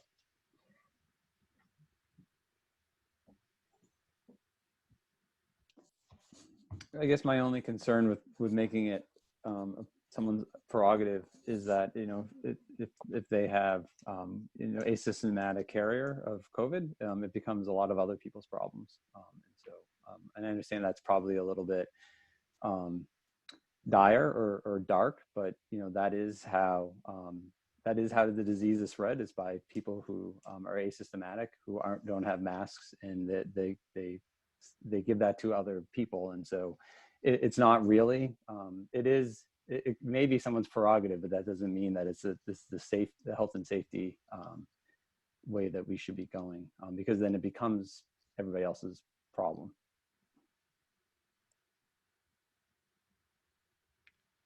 The problem is, as I see it though, we're not, no matter what we're doing here, we're taking on risk. I mean, the no risk solution is to not do this. Now, we're going to take on risk. And so we have health concerns all over the place. We have, what are the oxygen concerns? What are the COVID concerns? I am not a doctor. I don't know how to balance those. But, you know, this is a risky proposition that we are taking on. And so, you know, this idea that we're, you know, I don't know how good a mask is when two football players are lying on the ground breathing on each other. I mean, you know, there's still going to be risk there. So, you know, it's a balance. I don't know where the right answer is. And I guess I defer to the, you know, the leader. I want to defer to the leadership who's talking with other athletic directors who are, you know, working on this. But, you know, none of these decisions are risk-free. No, without a doubt. And I guess that's why I'm trying to figure out, you know, my mind on those activities and those sports that we know have higher risks, how to mitigate those. Because you're right. I mean, there's no risk-free enterprise. And so it's really, in my head, in my mind, it's really a question of how do you minimize the risk? Because we can't, if we're going to play football, we can't avoid a risk. But we do know how to minimize those risks. And, you know, the CDC gives us guidelines, and the CDC gives us language, which I think are good for coaches, because then coaches have it understanding of, because of course we don't want a student who can't breathe to be wearing a mask in competition if they have asthma. Like, of course, like, I don't think anybody's saying that we want that. But I think it's more, what's the expectation of our coaches and our students. And so anyway, I think we're sort of all talking about the same thing, and it's really comes down to, like, what is the expectation that the board wants to give to our coaches? Is it that children should have masks, or is their prerogative, and how we move this one forward? I'm going to jump back in here, and I'm looking at the language from that outline from the CDC. When it's talking about higher intensity sports, it says, if you go up to the top, wear a mask if feasible. People who are engaged in high intensity activities may not be able to wear a mask if it causes difficulty breathing. So I would hope that whatever language we put in there, the message to coaches and to kids is, the expectation is that the majority of students will probably be able to function with a mask on of some type. If we were to go to a game in, you know, the end of September, and you see not a single person on the soccer field or the field hockey field wearing a mask, then I would begin to wonder if people tried to acclimatize to having to do that. So there's an incentive, I think, to the students to give this a shot, to realize that this is not just about playing soccer. This is about keeping their teammates healthy, keeping people on the other team healthy, so that we can all move through this year. So there's a balance of responsibility here, but there certainly is a huge incentive to try, and to try in a meaningful way.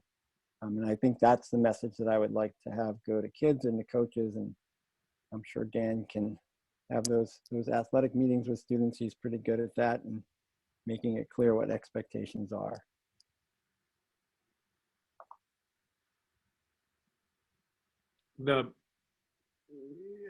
I mean, we'll know more on Monday, but I don't know what, again, Hillsborough was leaning to for all football assuredly, but they were even leaning to all sports for masks. Obviously, between football with two schools, that we'd have to come to an agreement on pretty similar language for football. I think it would be difficult to administer different language for, you know, a program.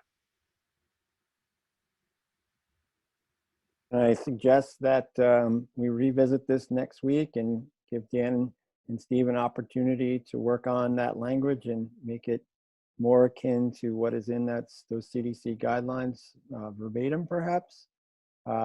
And then we'll have heard from Hillsborough Deering, and we can make a definitive decision on the mask wearing. If I could speak against that, I'm sorry, but we are getting up against it. Sports start on September 8th. It is a week from Tuesday.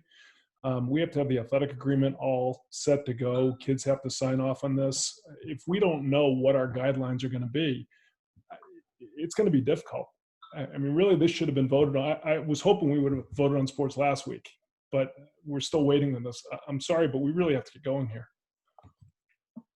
Well, I can appreciate that, Dan. So maybe we should try to make that edit in that line in the here and now if there's a need to do that. I don't know how other board members feel, or if they're comfortable voting on what's in front of us. I don't know what the edit is, to be honest with you. I'm not sure what you guys are trying to angle this towards. I'm trying to follow, and I apologize, but I know you want to be close to CDC, but you guys looking to have masks when playing? That's where I'm a little concerned. I know Jim wants to be parallel to what our other policy is and stuff, but I'm trying to identify one sport at a time. I think football is a lot riskier than soccer, in my opinion. You're in each other's face. Of course, there's contact in soccer. I understand that. But I think for each sport needs to have a discussion on what you guys are looking for. Because I'd say, yes, football players need to wear a mask. I agree with that. There's close contact. There's close in the huddle. There's at the line. No brainer. I've heard from multiple players saying they're fine with it. They'll get used to wearing a mask. It also gives a good notion to Hillsborough saying we support football moving forward with these guidelines that Mr. Wood had provided to this board, and also what was provided with the NHIAA. So I think we need to take this on a sports per sport in order to have this discussion on what you guys are looking for in this guideline. So is that clear? I'm just trying to get this to where everybody on the board is comfortable. And I think the key word in that second bullet is encourage athletes to try wearing masks. I think the try part is what Jim referred to as squishy earlier. So if we can come to an agreement on what try means, that athletes will be encouraged. And Steve, you had some language there a little bit ago. Maybe that's what we put in there. But I think that the expectation is that the Hopkinton athletes will work towards 100% mask compliance and build tolerance, understanding that with students with health issues or other concerns can be exempted by the athletic director. I mean, the goal is to get to 100% mask compliance if it works for kids, right, Dan? I mean, that's right. We hope we can get there. And if we can't get there, as Seth said, then Dan meets with the coaches. All right, what have you done? You tried it for 3 weeks, it just doesn't work. And then at least we've tried to done our best to build mask tolerance. And if there is a breathing issue or an asthma issues, then we address it that way. But I think our goal is to be deliberate and purposeful and build mask tolerance. And if if it can't be done after, as what you said, Rob, is by with efficacy to the attempt, then I think Dan meets with a coach and family and takes a look at it. So that, I mean, Steve, what you just described is, and I'm comfortable with that, and I would support that. And I know we didn't have it written down, and it's probably not worth our time right now to try to wordsmith that document. But I'm writing it down. Agreement. Oh, Andrea is. So, but I guess that satisfies me and makes me feel like we're moving forward in a consistent manner, and I think it's achievable. If a coach and Dan sit down and say it's really contraindicating for this student athlete for a variety of reasons, we don't want to put anybody at risk, and we don't want to deprive anybody the opportunity to have a meaningful experience. I have great faith in Dan and the staff to evaluate this in the light of this meeting and the expectations, and we'll implement it with efficacy to the best of their ability. It's a great program. It's a great piece of what we do, and getting the word out that Hopkinton is going to have a fall sports, I think, is an extraordinary, wonderful thing. I truly do. The kids will have, as Dan, the first thing I think he said is have a sense of normalcy. And kids will have that, which is an exciting, good thing. Happiness in this world, which isn't always, it's not always that way. Well, it sounds like people are moving towards a more of a consensus. Do you want me to share what I just wrote down, like share the screen so that folks can see it? Or are we comfortable with what we've discussed moving forward? Sorry. Andrew, if you've recorded it, you should share it. Yeah. Okay. I hope I just gave you permission, Andrea. I I attempted. think so. Hold on. This. Share. Did I do it? You are Can you- now a Zoom expert. Oh, can you see what I'm sharing? Just tiny print in my world. Really? How do I make it bigger? There you Anything? go. Yeah, it's Yeah. getting bigger. Okay. It's huge on my screen, so. Okay. So I changed a couple of things. Mask or face coverings, I took out permitted and put suggested at all times. I just think it's a little stronger. They're required when athletes are not involved in physical play. Coaches will encourage athletes to wear masks during physical play to the best of their abilities. Okay, so I did it my way a little. Hopkinton athletes will work towards 100% mask compliance by building mask tolerance. Athletes not able to wear masks due to underlying health conditions will meet with the athletic director and their coach to discuss alternatives and/or a mask waiver. Anything else? Or would you like me to further change it so we can? So, I mean, I would strike out underlying health conditions. I don't know that. I mean, if we have a kid who says, I can't do this, that may not be because of asthma. Yep, that's a good point. And I think we can take out to the best of their abilities. Coaches will encourage athletes to try to wear masks during physical play. Yep.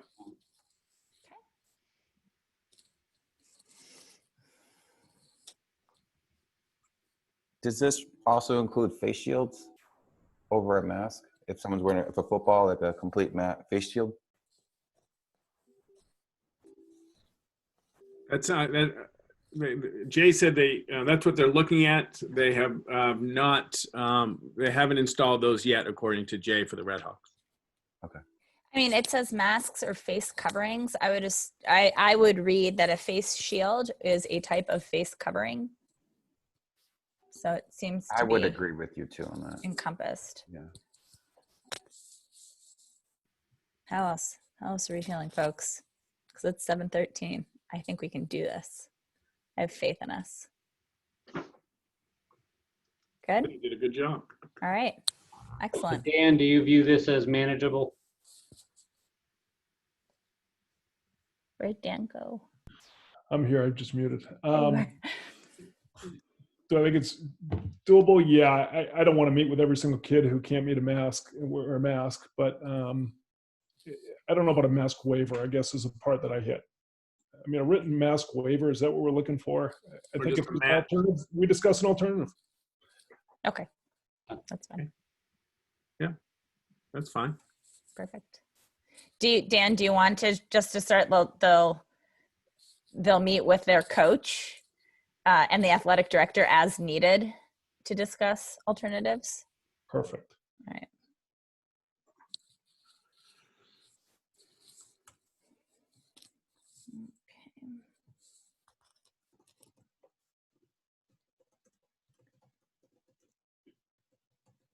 Great.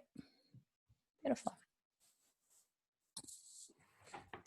I think we did it, folks. Thank you, Andrea. Sure. I'm going to stop sharing. So this is a action item, and I guess just want to make sure. So the action item is to, to approve. Actually, I don't have it in front of me, but it's to approve pretty much interscholastic sports as presented. And if folks are comfortable, we can just keep that action item and just understand that what's been presented is what Andrea just presented. So I guess I'm asking, are folks comfortable with that? And when we get down there, ready to vote on it? Did we apply that document we're just looking at? Is that the middle and high risk sports, which is a separate thing from the low risk sports? That's a good question. I think that was applied to all sports. Dan, is that correct? Was that a overarching guidelines for all sports? I thought it was just for the moderate and high risk sports, but I mean, Whatever you guys are doing. Consensus that wearing a mask when you're playing golf and not near another person doesn't make sense because you have social distance. Right. Correct. Yeah, I was hoping that, you know, that would only be for middle and high risk sports. So that was my assumption, but your question was a good one because I guess reading that document, I wasn't sure. I think that works. I added it to the title.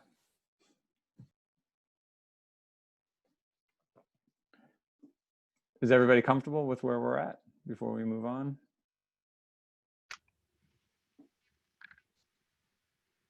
I'm seeing no one saying they're uncomfortable, so it feels like we are. All right, Dan, thank you very much. I really appreciate your help in helping us with that. It's not easy, so I appreciate it. Thank you. Did that include cross country also? Cross country is a low risk. Low risk? Okay. All right. Thank you. All right, so if there's no more questions, we'll move off sports and we'll move on to, we have updates on the planning for the schools. And so we'll start with Harold Martin School. Mr. Carosa. Okay, thank you. Thanks for having us talk a bit about our lives the last few weeks. Well, our first job right now is to figure out class lists since the deadline for parent registration was last night at midnight, I suppose, although a few people did it this morning, which was perfectly fine. Only 4% of parents haven't responded, and that was with a few phone calls today, but it really isn't bad at all. I want to thank my colleagues on the screen here, as well as my own staff for working hard. Today, Jackie Kleiner and Christine Ball and I did a lot of work around class lists, a lot more to go. I think it'd be interesting to state that 76% of our school will be in person, about 9% remote. Surprisingly, 8% decided homeschooling, which I thought was pretty high. 2% of the kids are going to private school, and about 4%, as I mentioned, are undecided. So our next step is to, well, there's a lot of next steps, but one step is to look at our remote slots. I think we're going to have enough space for 2 classrooms with remote kids, perhaps one older, one younger. Now, technically, we have to post those positions, so we're doing that right now. Probably a short deadline because we have to get going on this. And then we're going to have to revise the classrooms of those remote teachers because they can't have in-person kids anymore. In some cases, they're having their own kids in remote, but not many. So that'll be interesting. And we may need to move a teacher to make numbers more even in a particular grade level based on taking that teacher out of the in-person pool and putting him into a remote teaching. I've already done some discussions with teachers, and I think we're going to be in good shape in that respect. A lot of parent requests, which I didn't expect, but that's fine. A lot of complexities wanting certain days, certain, team A or team B, because of I think more than convenience, because some parents actually work on certain days. So I think we're going to try to make that work for parents. But everybody who picked remote will get it. So that we know for sure. Next week is big for kindergarten. We have screenings on Monday, Tuesday, Wednesday. We're probably going to do those outside and under tents, pop-up tents. Very quick turnaround on Wednesday after the 3 days of screening. We're going to literally create class lists by Wednesday afternoon. Doing a very quick analysis of the screening. And then because by Thursday, they're going to visit their teachers in very, very small groups. Again, social distanced, masked, all that. And then Thursday night, we're going to have a video conference orientation. We always do a kindergarten orientation where we talk about kindergarten. I'm there and others are there. And we'll do that via Google Meet on Thursday night. As far as in-person teachers and programming, teachers have been in off and on working on the 6 feet deal, which means they've had to move a lot of furniture out, which creates another problem because we're going to have to store that furniture somewhere. So we're talking about storage for that, but we only, even with half size classes, we're still going to need to open things up a little bit. Next week, we're going to do a lot of some planning around maybe even some simulations or activities around the new world we live in. For instance, how do you walk your class down a hallway, keeping 6 feet apart? How do you do that with kindergarten kids or first graders? those sort of things. It's a whole new world. The remote side of things, we're working on some standard procedures and expectations for this. Teachers have been already today, really since Tuesday, receiving some PD on remote learning, even if they're not going to be the PD, rather the remote teachers. We do assume that it's very possible we're going remote sometime in the future anyway. So we're trying to get ready for that regardless, and I think we need to get kids ready for it once they come in, certainly understanding the applications, the software, that sort of thing.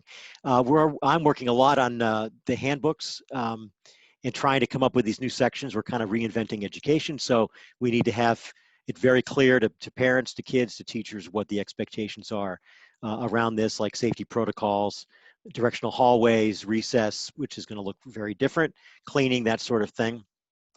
As we always do this time of year, but it's even more interesting, I guess, is programming for specific kids, especially kids that struggle a little bit. We had to put off some special ed testing from the spring because we really weren't equipped to do in-person testing, and we didn't feel like a lot of Zoom testing was going to work. So we're trying to schedule that. I've gotten a number of polite but urgent emails from parents about that issue, and so I'm trying to help them understand we're just working really hard.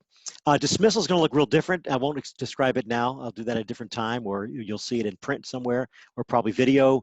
I met with our construction superintendent for BPS as well as Chief Pecora, because if you've been by Harold Martin, you know that almost half of our footprint is behind a fence, which is great because there's a lot of work that's been done and it's going to be done, but our main entrance is gone. So the only entrance is now the entrance by the preschool, or I call it the parking lot entrance. So dismissal is going to be very different. Chief Pecora, Larry Brown, our superintendent from BPS, has been great. We spent almost an hour figuring something out, so that was really good. Speaking of construction, it is exciting if you've been over there. Footings have been poured, obviously foundation, rebar for walls have been installed, and you're going to start seeing the foundation walls actually coming up sometime next week. The front entrance has been boarded up. It's very dark in the hallway by my office, but that's okay. I'm glad it's boarded up. We don't want kids walking out of there. Also, 3 more outside doors leading to the construction area have been boarded up as well. Although one teacher had a great idea about putting sort of a hole in the plywood to let some light in, and BPS is saying excellent idea, and they're going to do that probably sometime next week. We're excited about the fire suppression. I know this is something Norm might talk about, but it looks like that's going to happen at Harold Martin as part of the project. We worked on a novel idea, which I'm not sure I even told Steve yet, for placement of the cistern. So, great stuff. As one of my colleagues on the screen and I talked about, none of us are feeling really efficient right now or even effective because there's just so much. It really is a kind of a fire hose right now of emails and things to do. But I want to thank my colleagues, especially the Harold Martin staff, for even before, they only started on the clock Tuesday, but so many worked a lot this summer, and they're working like crazy right now. We're going to be okay, but it's I'll never forget this summer as long as I live, or this year, right? Will any of us? So that's a very quick summary. I could have gone a lot longer, but I didn't. Questions, Phil, I guess. That was awesome. Thank you. You're welcome. Any questions for Mr. Carrozza? I had just a quick question. Maybe you said this and I missed it. Do we know around when families can expect to hear what their either team is and or their teacher? I know that kindergarten teachers, you said Wednesday afternoon, which is amazing turnaround time. But I didn't know. Yeah, for the rest no, I'm so glad. Actually, that was on my notes. I just went by it. We're hoping around the same time, midweek. Again, there were a lot of specific requests, which is great. But I was thinking naively, I'd go just A to J and just put the alphabet in half. But really, there are people who have significant reasons why they want to have a certain day. So, and then I've got to work with Amy especially to make sure we're consistent on siblings and to some extent Chris and Rebecca. So I'm hoping midweek. Excellent. So midweek next week. Yes, because we Correct. passed it. Thank you. You're welcome. Bill, what was the percentage of students requiring buses? I might have missed it. I was just kind of curious. I'm sorry, I haven't really done that yet. I don't know if that's going to be more of district thing. We got to look district wide at that issue. Okay. Yeah, I Okay. will report out a little bit on the buses, right, with Michelle in operations, but I did look at the bus sign-up sheet, and I'll report out right before Michelle. Perfect. Thank you, guys. You bet. All right. Anything else for Bill? Great. So we'll move up the road and go over to Maple Street School. And Amy, thank you. Hi, thank you so much for allowing us to continue to be part of these discussions as we look to reimagine what the beginning of school will look like. Like Bill, I am just so thankful for the colleagues, not only the ones on the screen that I've worked with extensively over this last, it seems like a very long time, but this summer, as he said, it is not one that I will soon forget. So I'm also very thankful for my team at Maple Street. Although they have only been on the clock since Monday, many of them worked lots of hours with me this summer and continue to do really great work this week.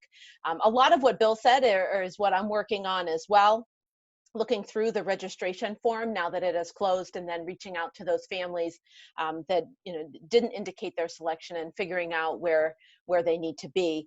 My numbers are similar to Bill's, but I do have about 25 students that signed up for remote learning. That's a little bit of a challenging class size rather than because I don't have a nice even split like Bill had talked about, a K1 and a 2-3. It really is a 3-grade remote learning classroom, and 25 students, that's a lot, so that is something that we'll need to try to look at and be creative about how we provide the best instruction to that group. We have about 175 Maple Street students that have elected to return for the hybrid model, 64 in grade 4, 59 in grade 5, and 52 in grade 6. This will necessitate some reassignment of teachers, which that, as Bill had talked about, reassigning teachers at this time it can be a challenge, and then also getting that information out to parents. Being able to let them know that their students' teacher has changed. I've never done something like that before, right before school starts, but certainly we'll get it done and try to answer questions that parents might have about that. But it'll likely be necessary to reassign a teacher from 5th grade. And that's tricky because as this board knows, we advocated a long time for an additional teacher at 5th grade because they have longstanding academic needs, and to increase that class size, it's just something that I am really thinking about and working through and trying to be creative about how that might look. We have 13 students that have elected to be homeschooled and 8 that are headed off to a private school setting. So as I mentioned, the numbers are similar to Bill, just within a 3-grade level span. Once we have all of that information, we'll work through those class lists and reassigning the teachers, and then looking at how our master schedule will be impacted by the hybrid model versus the remote learning model. We still want to offer specials and unified arts to both groups, so being able to create a master schedule that allows for that is really important. And partnering with Bill, we do share Kim Emerson, our wonderful art teacher, so trying to make sure that all students will have access or art instruction during their in-person as well as remote. We'll be working on that. Digging into the safety protocols, my nurse, Nicole Masters, has been wonderful, sending out frequently asked questions from the DHHS and answering questions like, how long could the virus live on paper? Things that you just don't know. I send her random messages and she always writes right back. She's going to offer some training on donning and doffing masks. So I think that's wonderful, that maybe that's something we can all put on our resumes when we're done. Sounds very, very fancy, donning and doffing. I'm looking forward to it. Our facilities work at Maple Street is, if you haven't seen the new bathrooms, it just seems like this week, every day there were big changes. So all of the sinks are in, the toilets are in, the partitions are back up, the tiling looks amazing, the floor is great. I mean, those bathrooms are just amazing. And the ramp work continues. They were poured some footings and doing some painting. Just really, that area has just been really transformed. We are also looking at ordering some plexiglass dividers for our interventionists and, how those might be used. So under the facilities work, we're also going to be doing things like determining the maximum occupancy for areas. And so all of that work will continue. The teachers at Maple Street haven't been in probably as much as they have been at Harold, just because we were still working the main street of our building was still pretty much a mess this week, and with the painting. So we'll be able to be in the buildings next week. We are planning for a soft opening of our grade 4 to be able to be in the building before the start of the school year. We're looking at September 10th and 11th to offer some time for both Team A and Team B, once those are determined, to have probably a half day with hopefully lunch and running the buses that day. We're also working on our assessment tools. My school counselor, Laura Alamo, and our behavior specialist, Emily Squibb, I've asked them to develop a survey for parents so that we can get a sense of where students are social emotionally, and also trying to put together an assessment clinic so some students could come in prior to the beginning of school to have some benchmark testing done so that we can ensure that our instruction is planned to be responsive to the needs that students have. That's also kind of a short list. Like Bill, I feel like, I just have so many lists going. I don't know how all of you, I just have a lot that's going on, and hopefully feeling connected to my staff and the students and families, answering a lot of parent questions as they're trying to figure out, what's best for their student. Amy, thank you so much. That was great. Questions for Amy? All right, thank you. And next, Chris and Rebecca at the middle high school. Thank you, Jim. So we've been focusing a lot of our work this week since our last board meeting. You asked us to take a look a little bit more at the synchronous and how that would work. So I've been doing some reading. I know Rebecca has been doing some reading as well. We had a lot of conversation this past weekend about our schedule and what that would look like at the middle high school, and how we would incorporate the synchronous piece, which led to Rebecca forming a team, and we brought a team in on Monday of teachers. Some of our teachers were at home, some were in the classroom, and we tried to simulate what a synchronous learning classroom environment would look like. And we learned a lot. So if you can bear with me, I just want to share some of the just some of the results and some of the things we've learned as we've continued to research and just read on just some different articles that have been published. Some of it is at the college level, some of it is at the high school level. It just is some experiences and some things that people are learning in school districts across the country that have already been in session. And one of the things, the first thing they talk about is the masks and spacing in the classroom, and how wearing the masks can make it difficult for others to hear. And we know that we have students with hearing difficulties and impairments in our classes, and that the spacing of the 6 feet can actually increase the noise in the classroom. So, that could be a concern because if you have those soft-spoken students who don't speak up wearing a mask or are hard to hear without a mask, that can make it difficult for engagement within the classroom.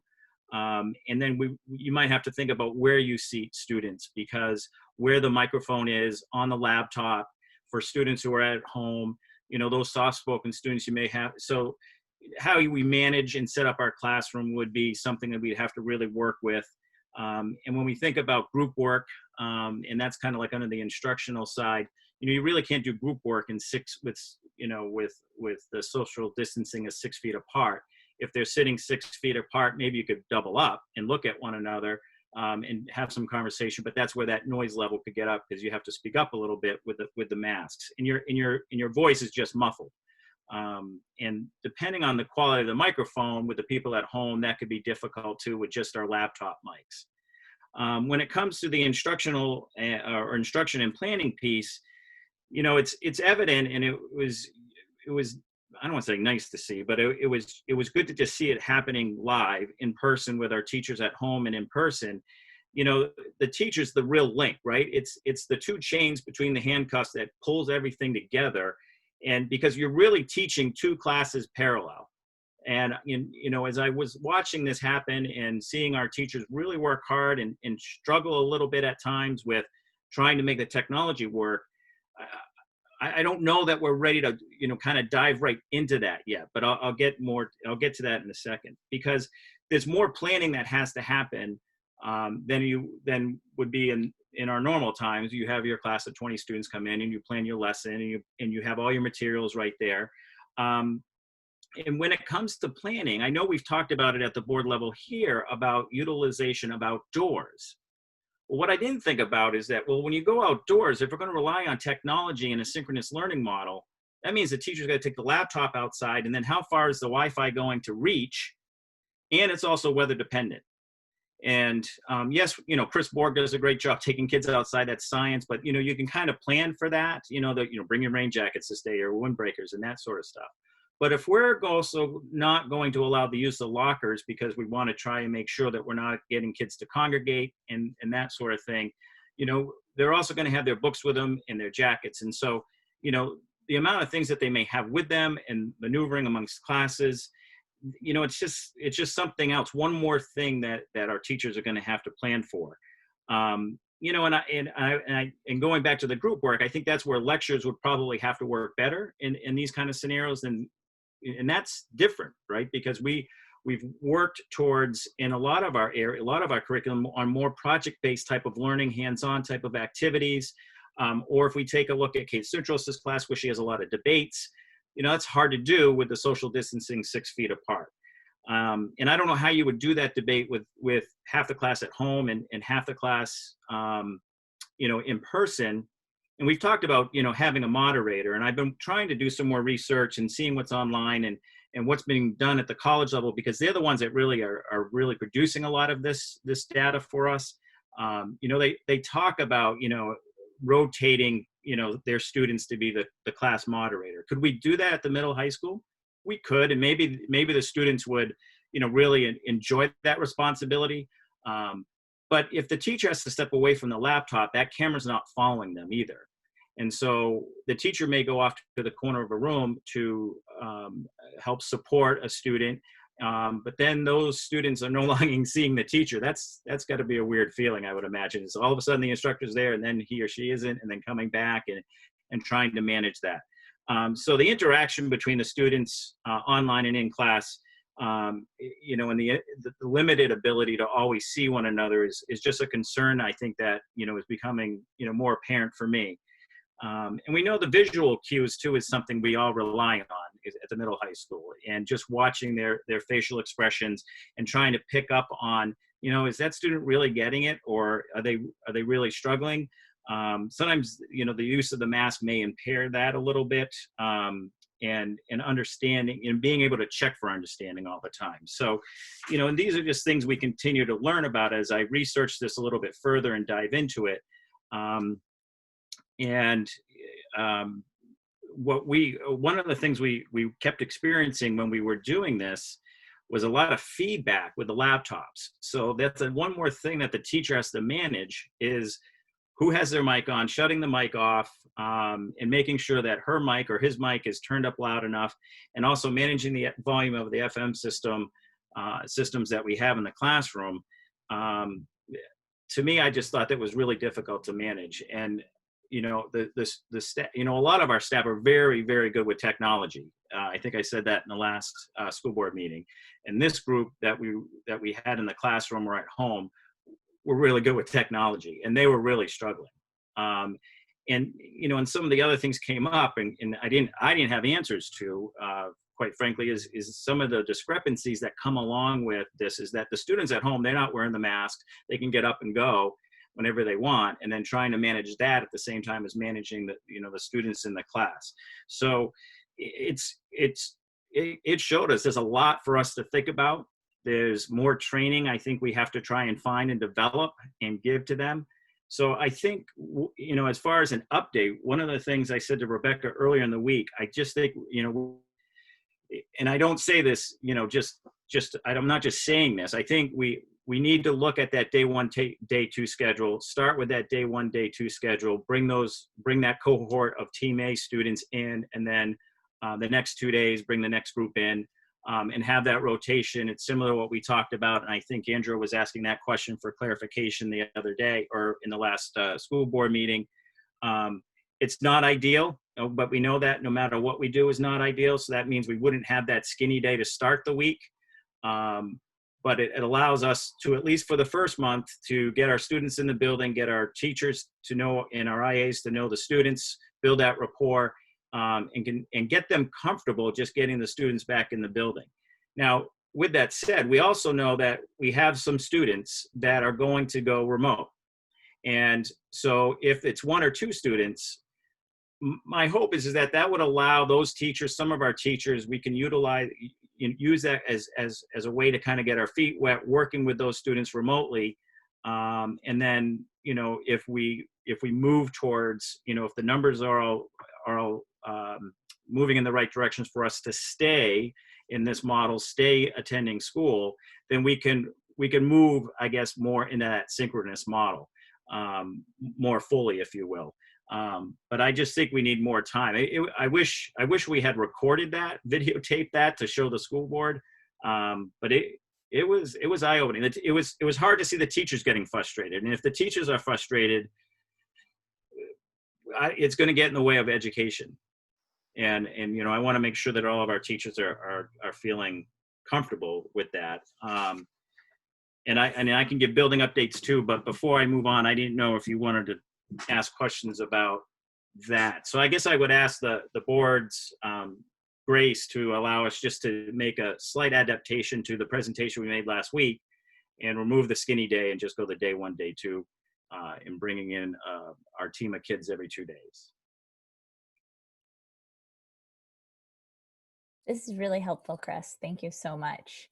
And I'm going to ask about the schedule again. So if I'm in high school, would I be coming in then Monday, Tuesday, and then I'm home doing asynchronous work Wednesday, Thursday, and then I'm back Friday, Monday, right? And on and on and on. Okay. Right.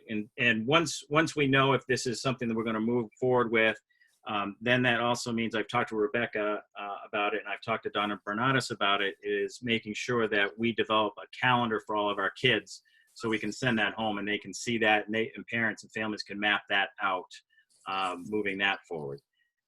So that's where we're at. Thanks. Chris, that was hard.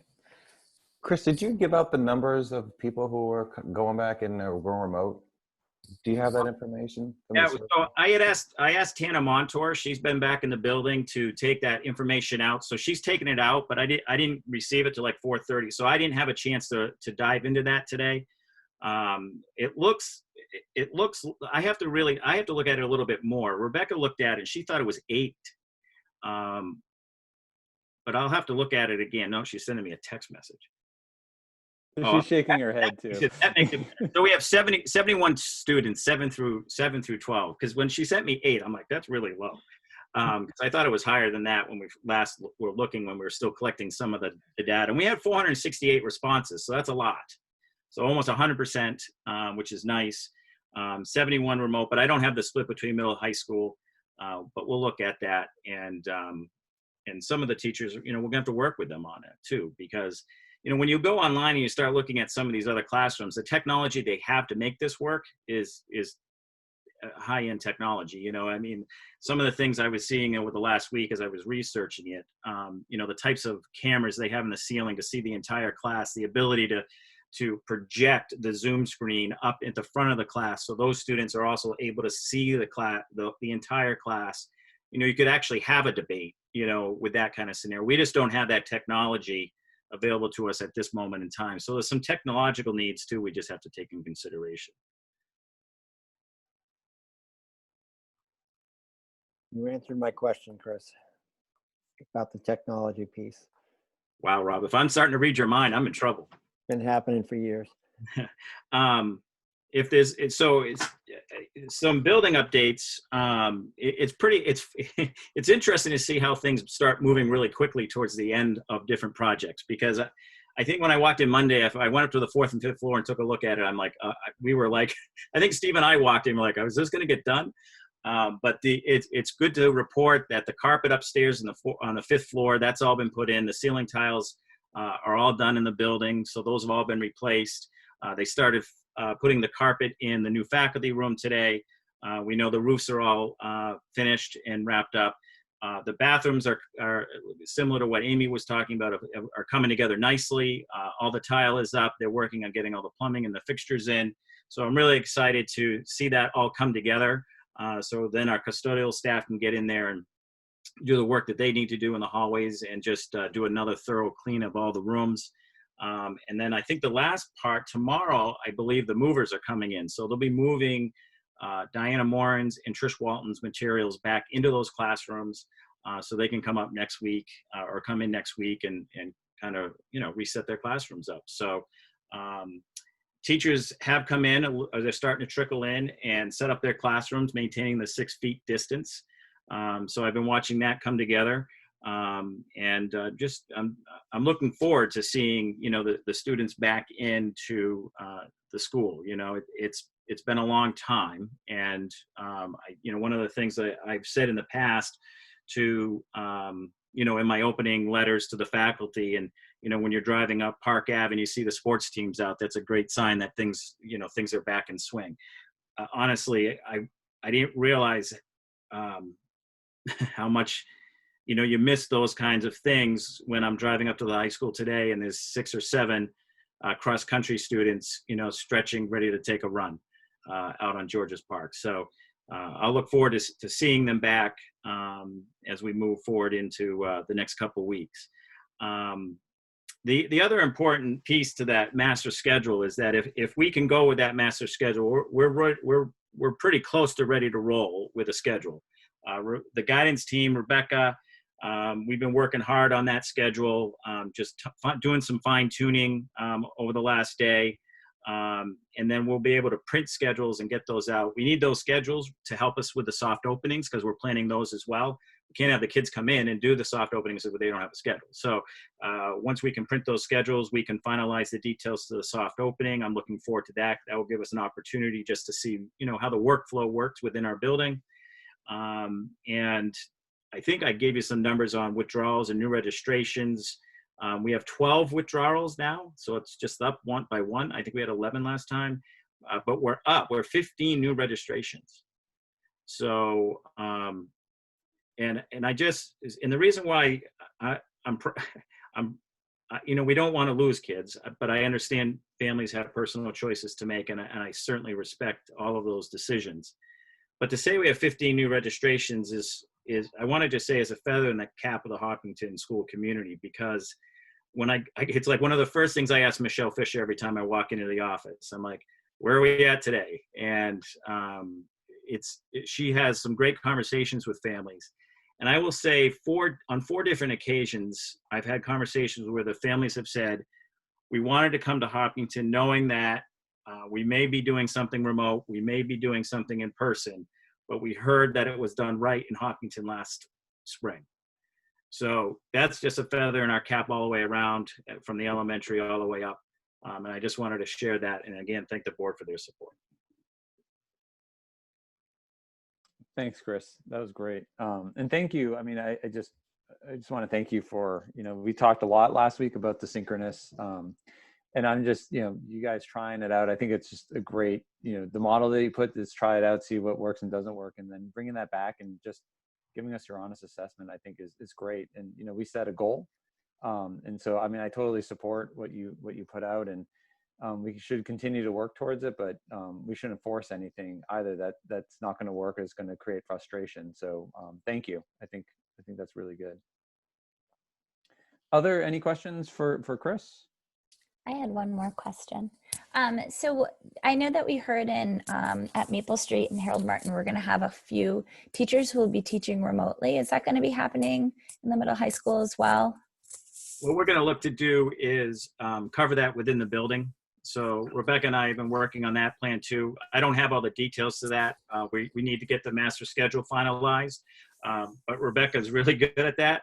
One of the things we talked about today, if you walked into the conference room right now, she's, and like me, she's very visual about some things. And so she says, don't make fun of me. But, there are all these small pieces colored of paper. So everything's color coded and it's all out there for the guidance team to also see it. It's a great visual. If you want to swing by and just take a look in there, you'll get a bird's eye view of what it really looks like to dive into the master schedule, because it is pretty complicated.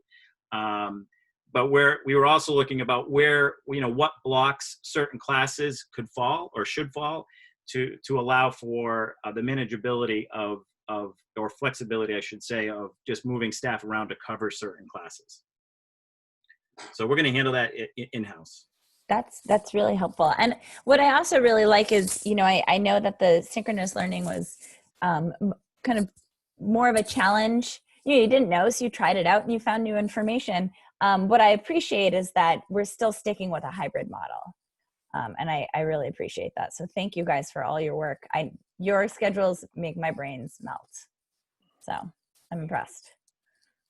Chris, could you walk me through how it works on a home day when students at home real quick? Are they going to be getting like a schedule of kind of like a packet, or are they going to be having the opportunity? I think what Andrew was kind of saying, to be meeting with somebody. Can you just give me just a quick overview of how that will work? Well, so I would go back to the terminology I kind of used before. So it's still that parallel kind of learning model. So when they're at home, it's going to be an asynchronous model. It's not going to be synchronous where we're following a schedule, because they're not going to be logging on remotely. So it would be asynchronous learning. There would be packets or materials sent home. It could be reading if it's from an English class.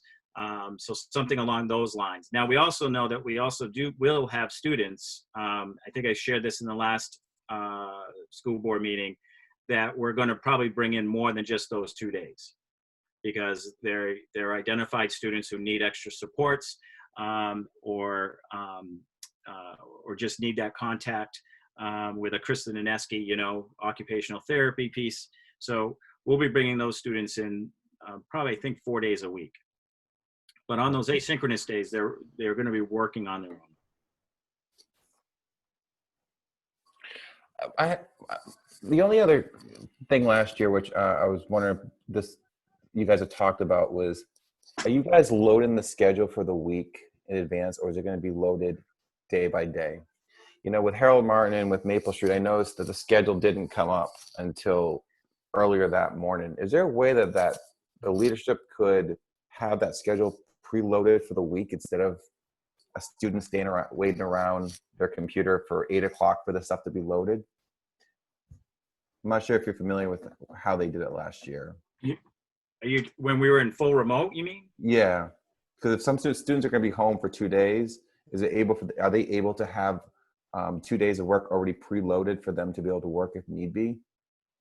Well, it would be, I would see that being like 1 day of work, whatever homework would be, because, you're going to be a day 1, day 2, they're going to be in person, and the teacher is going to be able to assign that. Got it. Okay. Remember, on Aspen, they have their homepage, and utilization of their Google Classrooms, they'll have access to those documents. Got it. Okay. Whatever that assignment is. And I don't want to speak for like all the science people, but I mean, the science people are looking at how we can maybe do some labs at home. So, they may be doing some labs at home, not taking up all of your, household products to do the labs, but they would be doing some labs at home potentially.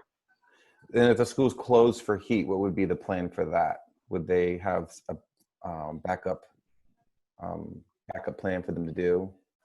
Well, I would imagine at that point we're going remote for that day. Okay. Chris, I just got a question about the technology and the synchronous piece. You said that there's better stuff out there that would make this a lot easier. Do you feel like that would be attainable things to acquire? And if it is attainable financially, or even just if it's available, would it help us down the road when we get back to normal school? Just thinking about, return on investment and spending money now to make that happen. Rebecca's Rebecca's going. waving her hand. I know we've talked to Matt about microphones and speakers for laptops so that, you know, the students at home, if we're in synchronous, you know, their voices could be heard better. But some of the technology's back ordered. I don't know what that turnaround would be, and I don't know where our technology budget is. I know Matt's working with the budget that he has to acquire as much technology as he can. But I don't know if Rebecca has something to add to that. I wouldn't even venture to guess, Rob, to be honest with you, what the right camera would cost. You know, every room has a projector, so I think we already have that ability to project a Zoom or a Google Meet screen up on. But I wouldn't venture to guess how much that equipment would cost us without Matt's input. Thanks. I can add a little bit more to that. Mr. Kelly, you have most of it. What we noticed was the classrooms that have the mounted speakers are definitely necessary for hearing in the classroom all of the online students. So we just need to do a bit of an audit. Not all of our classrooms have those online speaker or those mounted speakers in the room.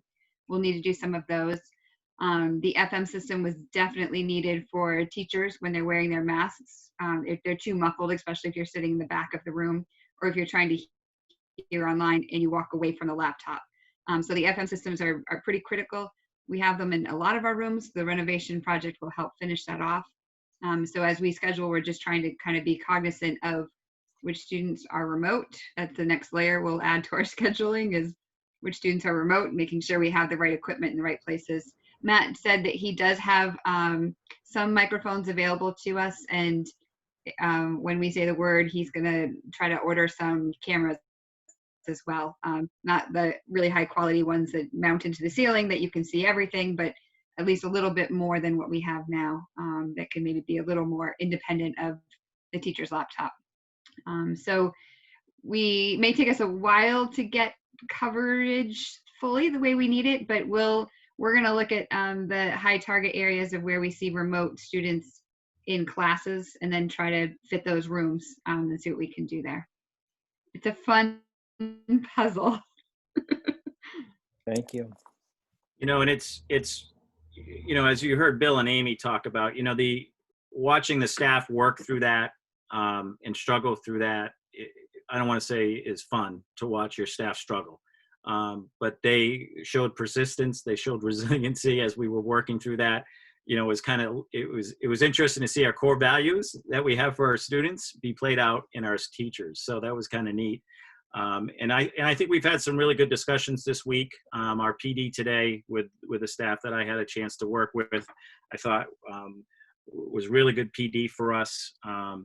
And, you know, Amy Cook has done a lot of work. She did a great presentation to our entire staff around COVID safety.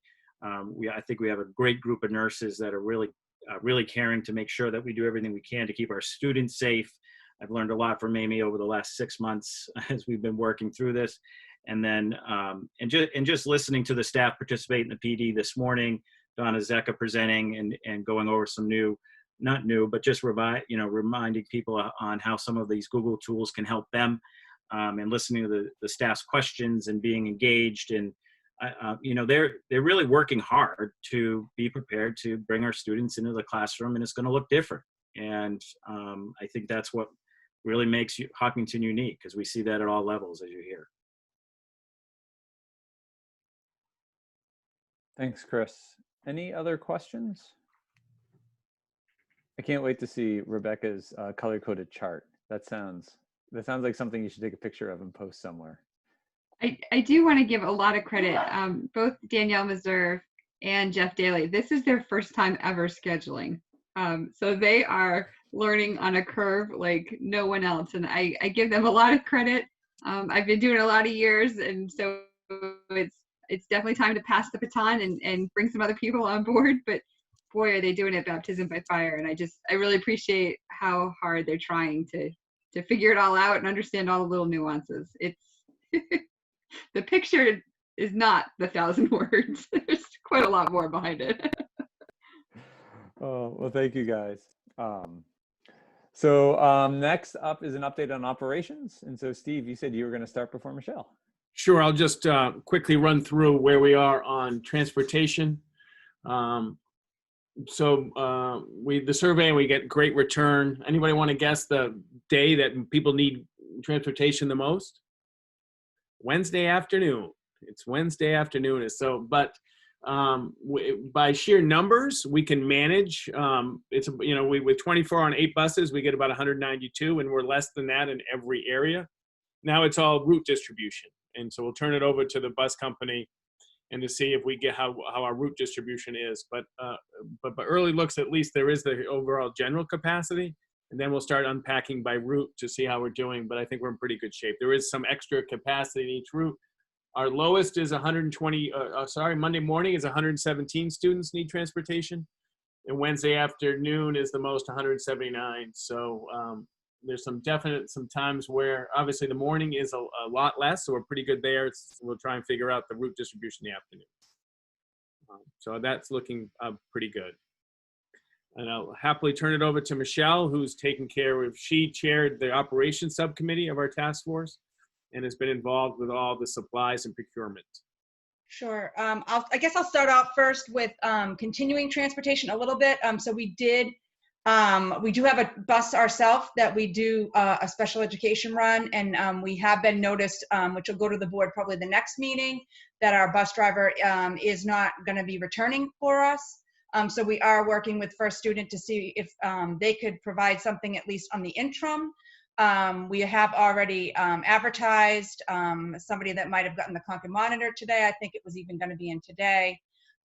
So we're trying to address that as well. I must say, like the others that have talked about, thanking the fellow administrators as well as my staff. For some of you that are new to the board, the business office and facility department is very busy in the summer, along with special ed and technology and the superintendent.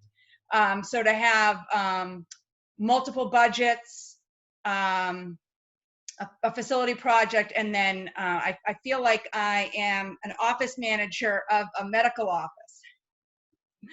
And I say that laughingly because, it's just a lot. So I couldn't do it without the staff that I have. So I'm going to start off first with staff. So as far as food service goes, we do have a couple positions that are open. We didn't fill those until we had a budget, which thankfully, thank you to the community that we do have a budget now that we can move forward with. But because we're unsure of the future, we're kind of reluctant to just go ahead and hire those positions until we have kind of more of a all-in on a regular basis. So we will be able to handle, because we know it's going to be a smaller count anyways, because it just was during the other part, with our current staff, as well as the subs that we do have in the queue that have already subbed for us before. You might see myself. I've done it before. I've already given the word. Steve would do it. I mean, it's all hands on deck in lots of different areas. It's not just unique to the operations area. So I feel pretty good about that area. So if we get into the custodial area, I have a little bit of concern with being able to do what they normally do, and now they're going to be doing a couple more tasks than they would normally do. And some of the concern comes with what positions we have. So again, we had a part-time position that we were not filling until we had a budget. And now that we have a budget and really looking at what we have ahead of us for what we're asking, I had asked Steve permission to post an anticipated full-time position instead of a part-time. In next year's budget, it would have been going forward for a recommendation to have that be one of those positions be full-time anyways, because we're going to be adding space at Harold Martin, which makes perfect sense that we're going to have more square footage. We're going to need more manpower. So it's just looking to do it early. Plus, we do have one of our staff members that's been out for I'd say 6 weeks at least, I think, on workers' comp. And, you know, we're going to get an update I think even as early as tomorrow on the status of that person arriving back. But you'll definitely see the facility director, the maintenance worker, they're going to be filling in, principals, myself, Steve. Again, it's going to be an all hands on deck because we can plan for the known. It's just kind of like other things. You can't plan for the people that might call out sick. So I figured it was important for me to talk about the staffing first for that. I'll go right into the PPE. So the orders that we either have received or have placed, we've committed, I'll just say, because not all has been officially gone out the door, but we've committed POs and written checks for just over $55,000. Now that's anywhere from the hand sanitizer, wall units, to gloves, to masks. I mean, you name it. We have been keeping track on a Google Doc that actually all administrators have access to see as well. I think it's almost daily that I'm getting another recommendation to purchase something. And I do it as fast as I can because I do know, like technology, there are some things that are backlogged. And so now we're looking at what is backlogged beyond what our start date is and what we have in stock. I'm not jeeped yet, but I have been working with as early as today, once we figured out the ones that we're having an issue with. The supplier overcommitted, thought they had the amount on hand and can't fulfill, not just us, but others. So I'm hopeful that maybe some of the other contract, the state gives us a list of who they actually recommend. So we've been pretty much using 2 of their providers, and there's a couple more in those areas. So I'm looking at that. I think that's probably about it. If there's any questions, which I'm sure there probably will be.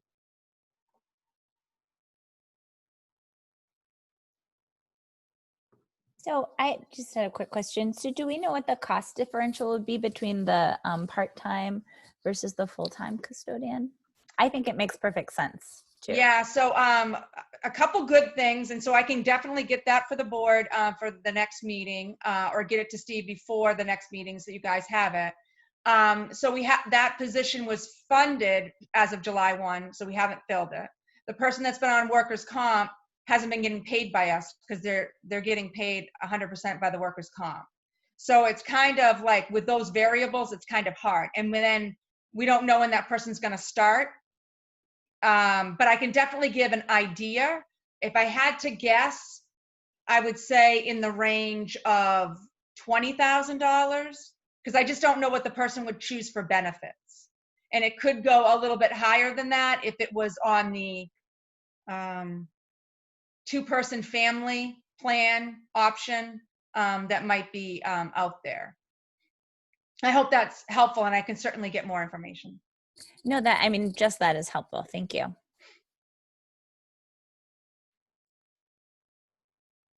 Other questions from Michelle?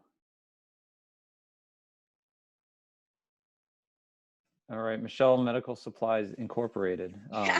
Thanks. I mean, that logistically, that's a huge challenge. So that your report was great, and thank you. You're welcome. All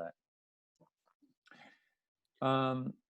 All right, so we have we've already done the memo of agreement, and so the next item is the decision-making matrix report. So Steve. Sure, and it'll be a quick update. Let's see.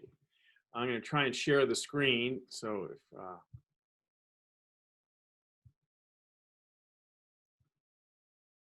did that come out?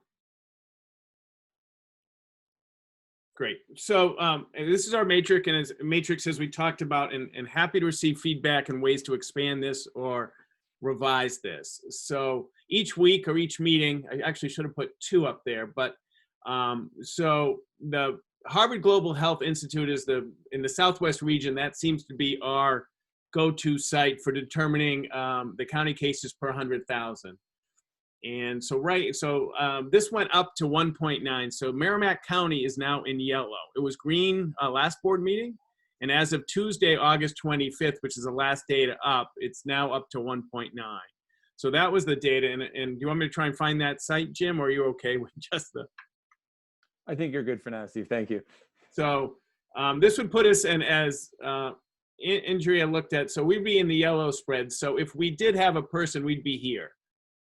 Because based on this number, we are in yellow, so we would follow these guidelines if we did have a positive case.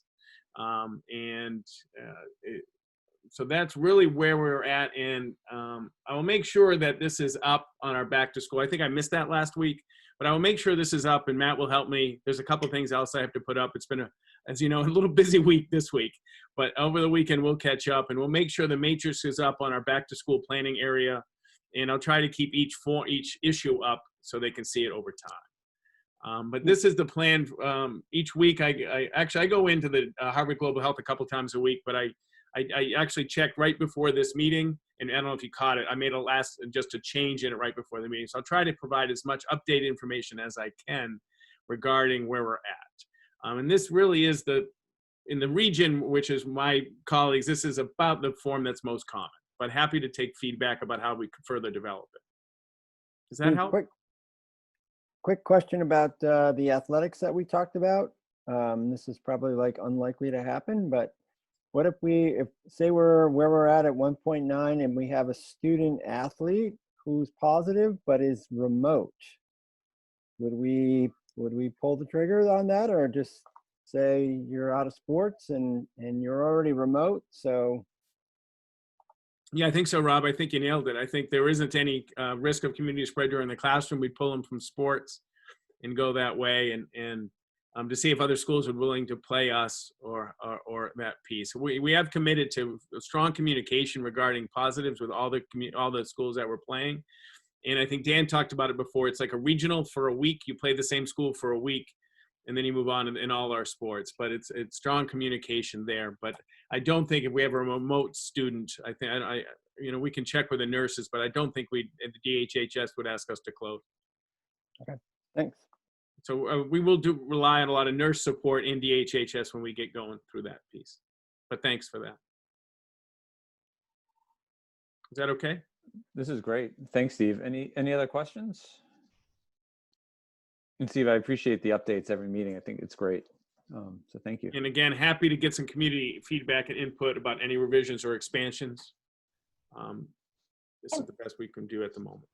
I actually did have one question, Steve, but you don't have to have the thing up. So when the board goes back to meeting like every other week someday, are we still going to be updating this on a weekly basis? Are we updating this on a daily basis? Or are we just sort of, I envision us using this as a metric that each individual family and administrators and staff can look at. They'll know where to click on to find your 7-day average, and then they'll be able to apply it accordingly. Am I understanding that correctly? Right, and exactly. That's the piece. And it's a good question. I'm happy to provide a midweek update. I check it, to be honest with you, pretty often just to see where we're at. To be honest, I was surprised. I look at the statewide numbers. Those come pushed out to my phone every day. And then, and I check the Harvard piece, and I'll be honest, I was surprised it was yellow. It had been green. I don't know if anybody else goes to that, but it had been green for a while. And we were at 0.8, right? I think we were at 0.8 last week. And I think it'd been a while. So, but yeah, I check it pretty often, and I will make sure that this is up. I don't think I put it up last week, so I apologize, but I'll make sure it's up so people can look. But people have asked me for the links, and I have sent those 2 links, the DHHS dashboard and the globals. I have sent those out to a few community members. I'm just trying to catch up. Thank you. All right. Any other questions? All right, so we'll move on to the next item, oh, there we are. I just lost myself. So the next is Hopkinton School Board operations. And so we talked last week about having this on the agenda I think Norman brought it up of when we want to start in-person meetings. And I think when we talked about this a while ago, I think we had kind of suggested September would be when we sort of transition from the Zoom virtual world to something different, something in person. So I just sort of want to get people's thoughts on that. You know, our next meeting would be September 3rd, which would be next Thursday, and so that fits into sort of our plan if we wanted to do that in person. So that's one question, is sort of like the when we want to do it, and then the other question that's in my mind is, you know, how do we want to do it? And so if we do something in person, how do we want to manage that with the public and with Zoom, and sort of how do we want to proceed on a meeting plan moving forward? If the board would consider and absolutely ready to support the board moving to in-person, simulcast, asynchronous, whatever the pleasure. Matt's back there somewhere. We have slated, my understanding is on Monday, 3 pallets of equipment are coming. And so in the amount of time into plan, if we could not do it on the 3rd and add that another level of support from our tech staff, either if it's in the auditorium at the high school, which is going to be a significant coordination, which is really the only place that we could really fit significant amount of people with social distancing, as opposed to, or we could do overflow at Maple. But I know it was the board's attempt to get there for September 3rd, but with the tech staff pretty busy and really excited about 3 pallets coming on Monday. We think that's a really good thing. Having Matt and his staff dedicate all their time to getting those ready to be distributed. We hope they are Chromebooks. I don't want to swear to that because I don't really know what's in the 3 pallets, but Matt thinks that's probably what it is. And then look at the week after that. But thank you for that sojourn. And I support Steve for my own personal reasons that I'd like to be remote next week. It would help us a lot. Steve, does it make sense? And I want to get back as soon as we can, but does it make sense to we put it off until after school actually opens and let Matt and the tech crew focus on kids and opening, and we shoot for the 17th of September? I think so, Rob, to be honest with you. I think that would be great. And give us some time to think about how we simulcast and how we manage it and what physical space we're going to use. That would be great if the board would support that. I know it would be appreciated, but willing to do anything we can. But I think there's a significant amount of work from now until that date, as you alluded to, Rob. I'm with Rob. Absolutely. I would support moving it to the 17th. Totally. There's no point in putting extra work on people who are already really overworked for the sake of our having an in-person meeting. I agree. Yeah, I agree too. So we can plan on the 17th. And I guess the one thing that I was wondering, this maybe is more of a schedule than an in-person, but we do, well, it might also fall in the building update, but you know, I'm interested in maybe doing and seeing if we could do a tour of some of the changes that are part of the building project that are already in place. And we heard about bathrooms. We have some new roofs. We starting to break ground. And so I'm just wondering, as we think about, you know, on the 17th in-person meetings, I'm wondering if we also want to schedule, you know, maybe before school opens, doing some sort of, and I don't know how we'll do it. Talk to Steve, and again, not to put more work on people, but is there interest in the board of scheduling some walkthroughs of some of the new spaces from the building, what we're doing on the building project, just so we can see that before, you know, before school starts? Is that of interest to try to schedule something like that? It'd be great, and do some video and for the community and give them a little tour. I think it'd be great. I think I know we stole a little bit of Norm's thunder because he's next on the agenda. All the building administrators are so excited about the project, and I am too. It really is exciting. But I would love to have the building administrators show you, especially Maple in the high school, and Bill will be able to show just the girders being built, but eventually a tour inside. And it doesn't have to be at 5:30. I mean, we can schedule it when it's convenient, you know, for the principals and for us. And so, so we can work on that scheduling if that's something that we'd like to kind of work on between now and, you know, between now and the 17th, probably. If it's all right, I'll demote all the administrators so they can go do some of their things. They'll still stay on, but I think it's a great. No, I don't really want to demote them, but I think they'll use some time. You're only being Zoom demoted, so it's okay. Thank you all. Thanks, guys. Okay, so it sounds like we'll try to schedule some, some building tours, and we'll try to find times that are convenient for everybody. And if people can't make it, it's not mandatory. It just might be a nice thing to try to see. Is there anything else on schedule that we want to talk about at this point? I mean, I know earlier on we had talked about Thursday's meeting day, and as we rode our way into fall, we kind of said we would come back and revisit that. And so I don't know where that stands. Norm? Could we go back a little bit? But I fully support us meeting September 18th, whatever we decide for the date in person. But I wanted to talk about our other committees that we are on, how we are going to be implementing that possible change.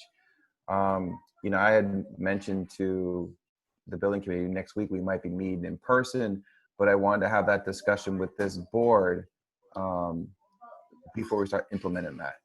For the finance committee, I want to leave it up to Rob to make a recommendation. My thought process, but I would say to Rob, for the operations is to try to have that still be a recorded meeting for the town of Hopkinton, because a lot of information that's been really, really resourceful for this town to understand the budget process, especially that we're looking at new budgeting methods. I really want them to be engaged in that process and what we're recommending. So I guess my question for the board is, for the other committees, what is your thought process moving forward? Because we have committee meetings coming up, and I didn't know what the timetable was for that.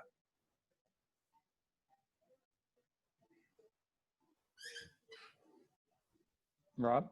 Norm, I guess I would say the same sort of rule applies here, that those meetings would have to require some space, and it would probably have to require some technology. And I think that, if we stick with that after school opens date, that gives people an opportunity to focus on getting school open, and then once school is open and they're settled, they can redirect some of their time to help us out with those meetings. But I'd like to just be focused on teachers and kids. So we do our committee meetings next week remote, and then once the school opens up, we'll readdress where we are with committee meetings, correct? That sounds. That's what I'm feeling. And I think some of the committees, like the policy committee, generally met via phone anyhow. And so I think those, we do not need to go in.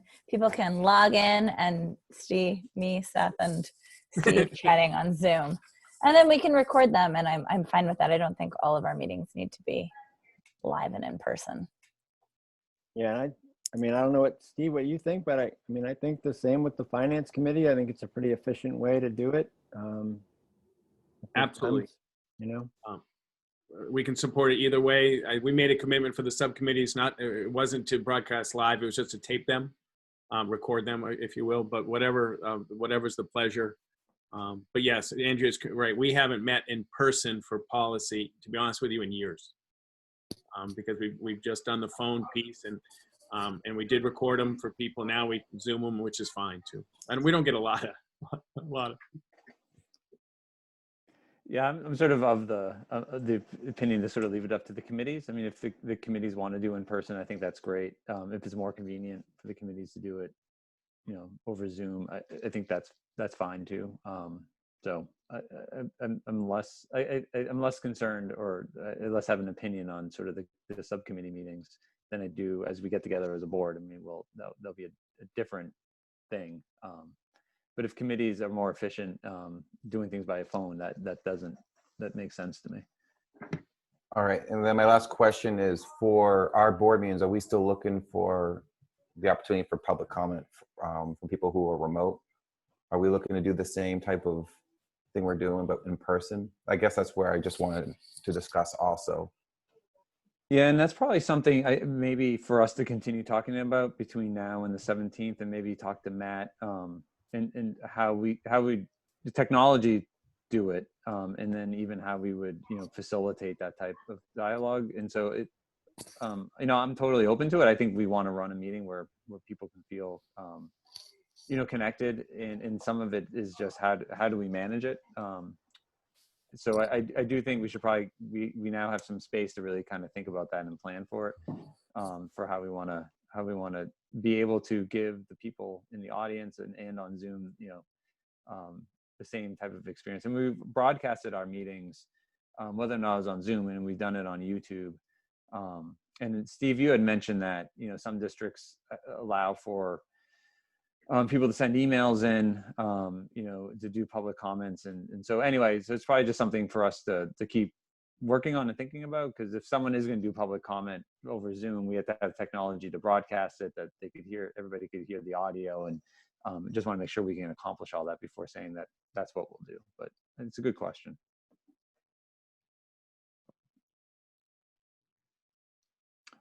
All right. Anything else on schedule? Oh, the schedule was a day. I mean, was there any? I mean, we've been doing Thursdays, and so I know that was maybe in the spring that was something that we wanted to revisit. So it's sort of, we don't have to do that tonight, and maybe, but I don't know if that's still a concern. It was for me when the schools were open, because we had so many events on Thursday that was really important, that as a parent, I really enjoyed going to math night, entertain, music and stuff. It all happened on Thursdays. And I know there's a preloaded schedule that I'm really happy the district worked with, but I can't give you a reason why I'd want to change it now, because of the fact that there's nothing going on in the school. So that was my real reason for kind of saying to the board, hey, we're missing out on all these opportunities on Thursday. So I guess it's kind of like, I can't give you a reason why right now. So are people good with Thursdays? To kind of stick with it for the time being? The time being would be. Okay. Okay, so we'll stay with Thursdays, and then, as things change, we can adjust, but that way we can build out the schedule through the end of the year, keep it on Thursdays, and kind of keep going. All right, perfect. All right, so next up is the Hopkinton building project update. Sure. First, I want to say, thanks to Bill, Amy, and Chris for all giving an update. I love the energy from them, and also this board being interested to see what's going on in the schools. I will say next week we are having a meeting, and on our agenda is to talk about communication plan with the community and to give them more of a scope on what's going on with the project, with photos, videos, and on a weekly, bi-weekly basis, just to let this board know that's one of our goals. Let me read through the notes real quick, where we are in each school building. So construction is planned to end at the high school during the week of August 31st. Items complete included but not limited to 6 bathrooms renovated, locker room renovated, and access change and renovated. The main office renovated to include space for the teachers room. Roofs have no leaks. I want to repeat that. Roofs have no leaks. 2 classrooms. When they leave, just want to make sure when they're done, they're not quite left yet. Okay, all right. What he said, but no, that was something we focused on, was no leaks. So 2 classrooms moved and renovated, and the elevator hallway has been created. So that's where we are at the high school. At Maple Street, construction is set up to end during the week of August 31st, except for the ramp, which will be completed by the end of September 20th. Items complete or soon to be completed include 2 bathrooms renovated, a bathroom and entrance to the counseling office renovated, the ramp created, and roof repairs at Maple Street will soon begin. So now that those 2 buildings are basically, we have to get ready for school to open up. So we had to get everything out of there. Our next focus now is at Harold Martin. Foundation is to be installed by the end of this week. Work then will be concentrated moving forward at Harold Martin. So I'm excited for you guys to start seeing it. It's definitely been well organized by BPS and HL Turner. I'm excited to get the community to see the progress with us moving forward. And Bill, you have a lot of work coming ahead of you in the next couple months. So it's an exciting time for us. Nice. Any questions for Norm? Thank you, Norm. That's great. And thanks to the committee for all their work and you. This is great. I had one quick question. So are we going to be able to get the sprinkler system in before December at Harold Martin, hopefully? If not totally in, the significant components purchased, the pump and the tank. And so that's, and they work up to that point with the significant pieces, I think we'll be okay. We're going to do as much as we can with those funds. But we've saved, and one thing that Norm will talk about next week, a move to PVC, say $17,000. By doing the sprinkler system, I think we saved $10,000 on a fire door that we don't have to install. And I think we went to a vertical tank or a horizontal tank, and I think that saved $10,000. I think, Norm, at the meeting on Monday, I think there was about a $50,000 savings. So yeah, I mean, give me an ish. I know people don't like, the community doesn't like my ishes, but that's the best I can do tonight. But if we can, we're making some good progress. Great. So you had both the savings and we had a grant that we received, correct? It's fantastic. Yeah. Thank So you. it's coming together really well, especially because the sprinkler system, we can save that fire door. And what Bill's talked about, the tank is actually being stored. We have a garage at Harold, and they're going to component, and believe it or not, there's a garage at one end of Harold, and they're going to put the tank in there, which saves some significant funds as well. So things are coming together pretty well. Really excited for you to see some of the high school stuff too. And I was so excited. I had a sub interview today. I said, "You want to come see the building? You want to come see?" And we walked through and I showed her the bathrooms. So that's how excited I said, "Come on, come see the bathrooms" on our sub interview. So Amy, I almost sent a picture to Amy. I know she's seen them, but the bathrooms are in good shape. Yeah, I like bathrooms. All right. I've been to Harold I've been there a lot. Where is the garage? I think it's out past the dumpsters near the gym, out that area. Oh, okay. It's like a shed. Shed garage. I guess they're okay. built. I think there might have been heat in there or something crazy. Oh, unless it's behind, unless it's a total different building. And maybe Bill will raise his hand and straighten me out. But and just to be transparent, to mention to the board, some capacity, planned in CIP, we do need to look at a generator for the fire suppression. So something that we will work with Andrea and Jim on a number for you guys to plan. The fire chief has suggested and made the recommendation to us that we need to look at planning one. I think he gave a number, what, 150,000, Steve? Is that the number? I'm not sure how big they're looking at it, but we are in a stable electricity area based on data, so it's not state required, but of course it's a good thing. Yeah. And I just saw Bill's hand up. You want me to bump him back? Yeah, why don't you do that? Yeah. And that would go into the CIP, right, Norm? That's that would, sort of, yeah. Okay. I mean, that would be the best way to do it. I mean, there's really, in my opinion, there really wouldn't be any room for that right now in this project unless something dramatically happened, but not with 150. No. All right, Bill, I'm sorry I went down the wormhole of the garage, but you have an answer. Well, I think I went down the wrong way. I've been promoted. This is exciting. Yeah, we were, after our meeting Monday, we just went downstairs, and I think it was Doug, the architect, said, "I think there's another space over here." And so we got the key to the garage, and so I think BPS will build a separate garage for all the same equipment somewhere up on the hill. They got all excited about it. It was kind of fun. And so it'll really save some money putting the cistern or the well, not the well, the cistern in that garage. We don't use it a lot, but it stores our lawnmower and snowblower and things like that. But just another example, I think, where BPS and Turner are really trying to do the right thing and save money. Pretty impressed with their creativity. Thanks, my guy. Cool. Thank you. You're welcome. You're welcome. That was fun. Go have a snack. Anything else on the building project? Great. So we move under personnel, and the first item is the superintendent search. And so I'm going to turn this over to Seth. So it is time to move in earnest to our next big project, which is replacing Mr. Chamberlain, despite our prior big projects not being done.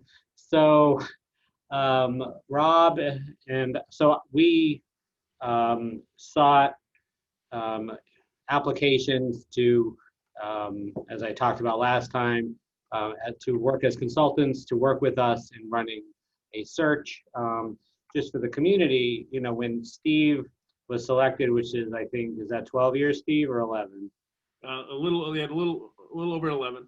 So 11 years, we haven't done a search, and that search was hiring someone who already worked in the system. So this community hasn't done a full, you know, looking outside the district, as you know, as well as inside, but a total full search in quite a long time. So it makes a sense so that we bring in professionals to help us to make sure we do this right, because of course there's no more important decision that this board makes than who is going to lead the school system going forward.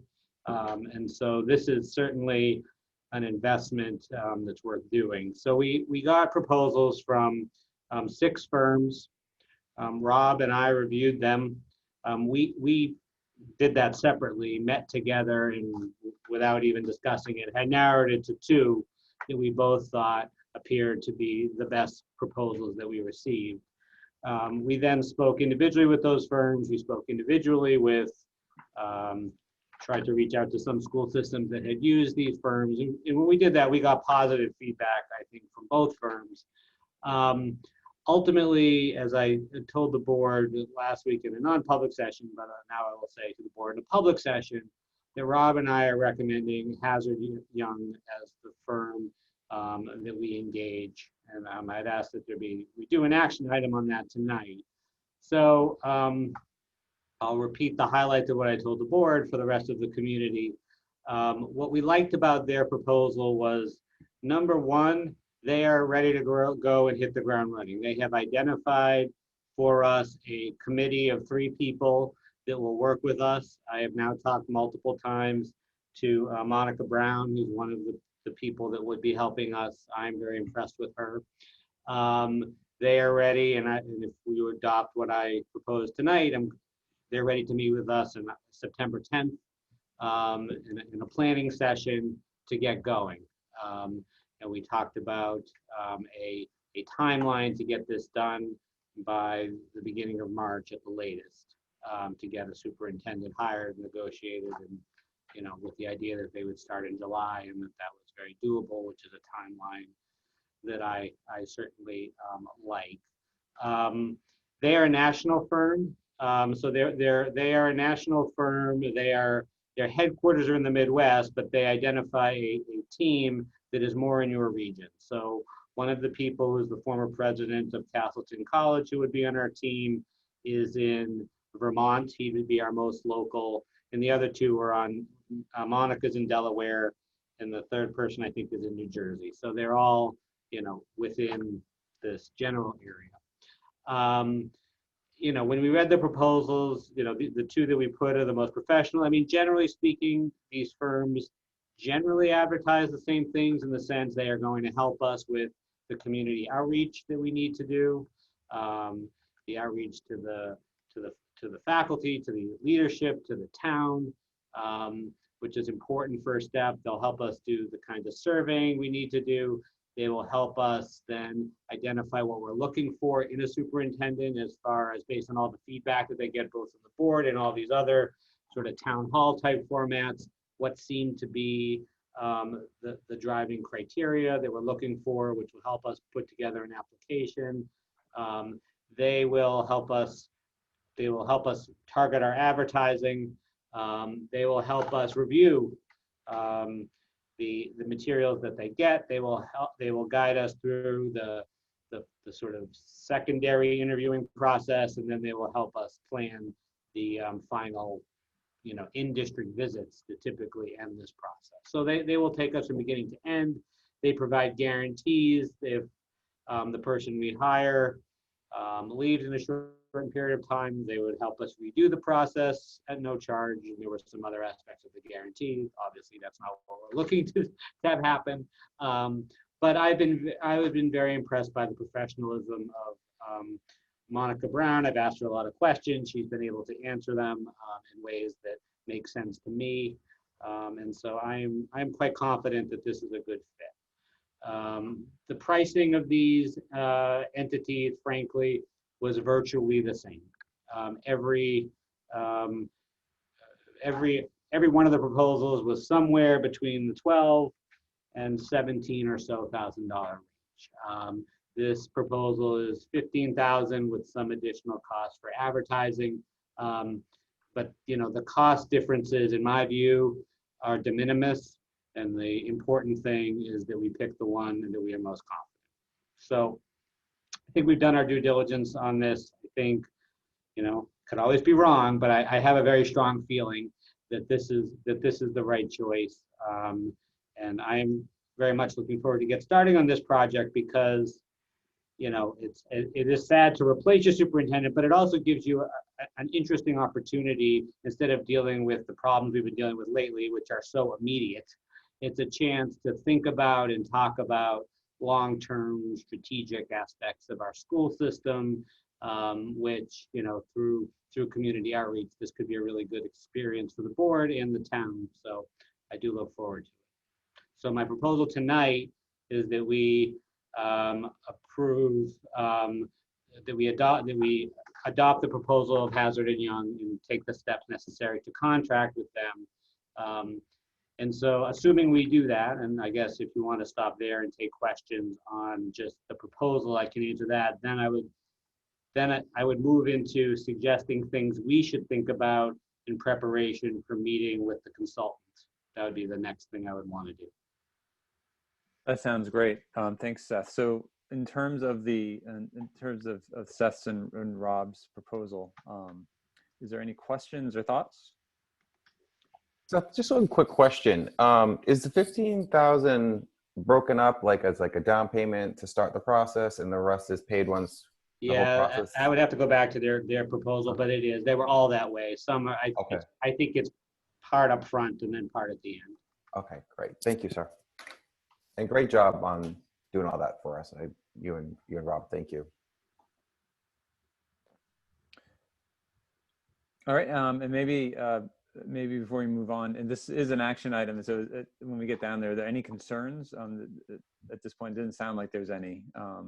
Okay, so Seth, the second part. So the second part is once we engage the firm, the firm wants to meet with us September 10th for about an hour and a half. So we have to think about does that make sense given, where we are in sort of other projects.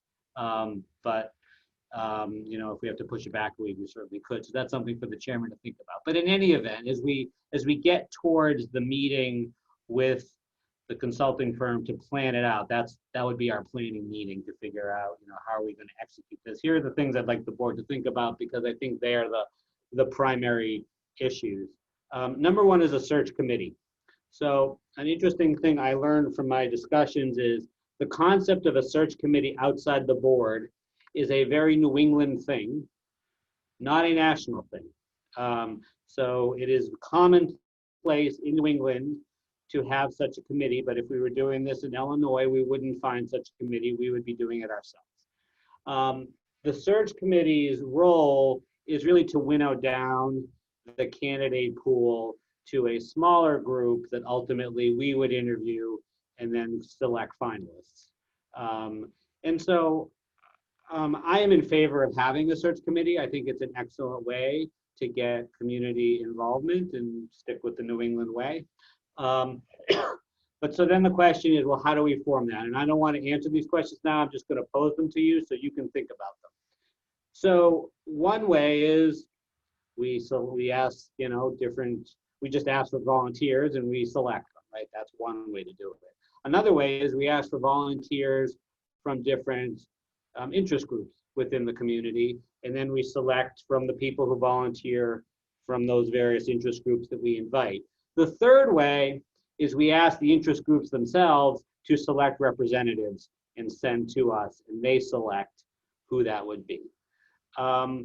And so one piece of advice obviously was keep an odd number in case you end up having to have votes, which, you know, obviously you want to work by consensus, but you want to have an odd number, and you want to have a number.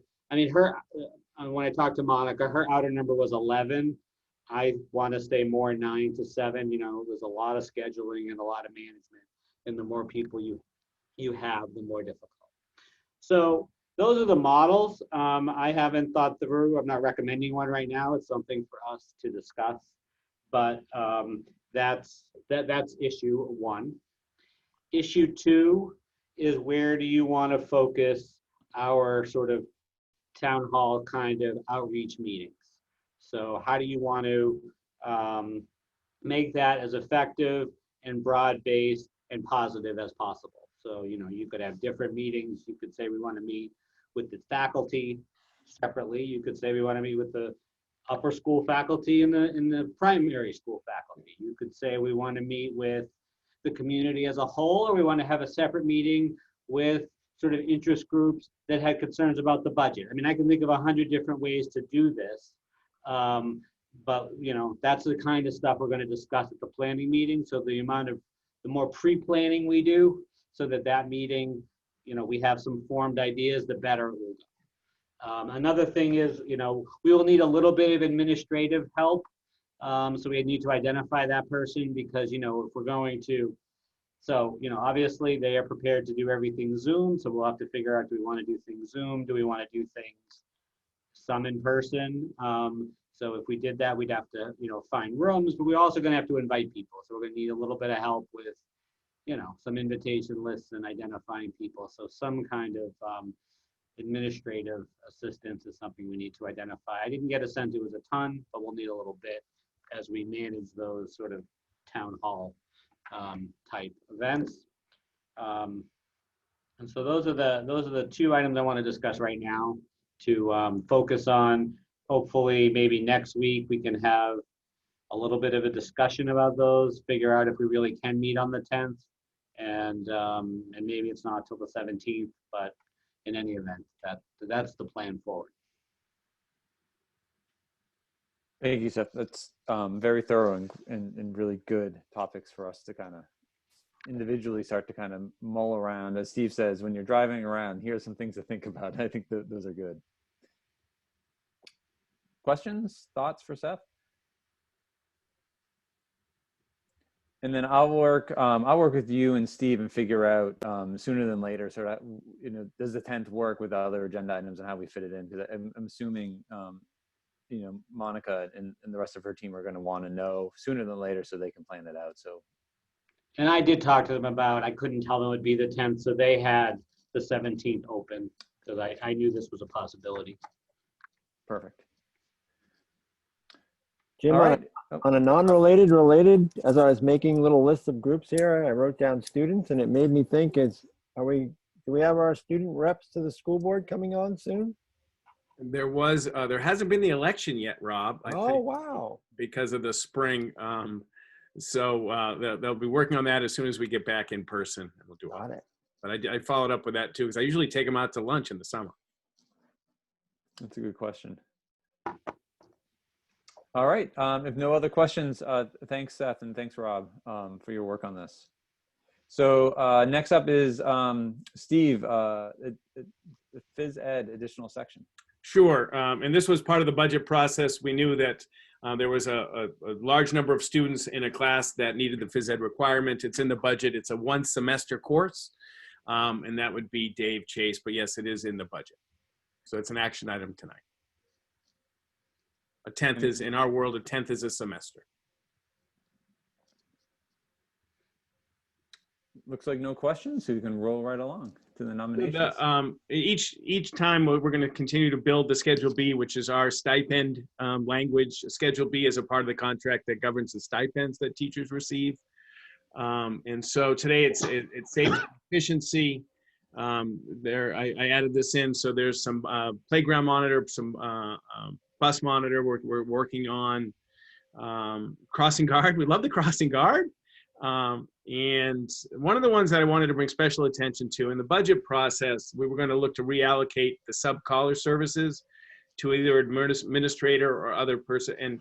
And that was obviously COVID. It's $25 a day, and we really do need, because of the sub and the nurse and all that pieces, having Michelle Fisher, I'm advocating that we reinstill that piece.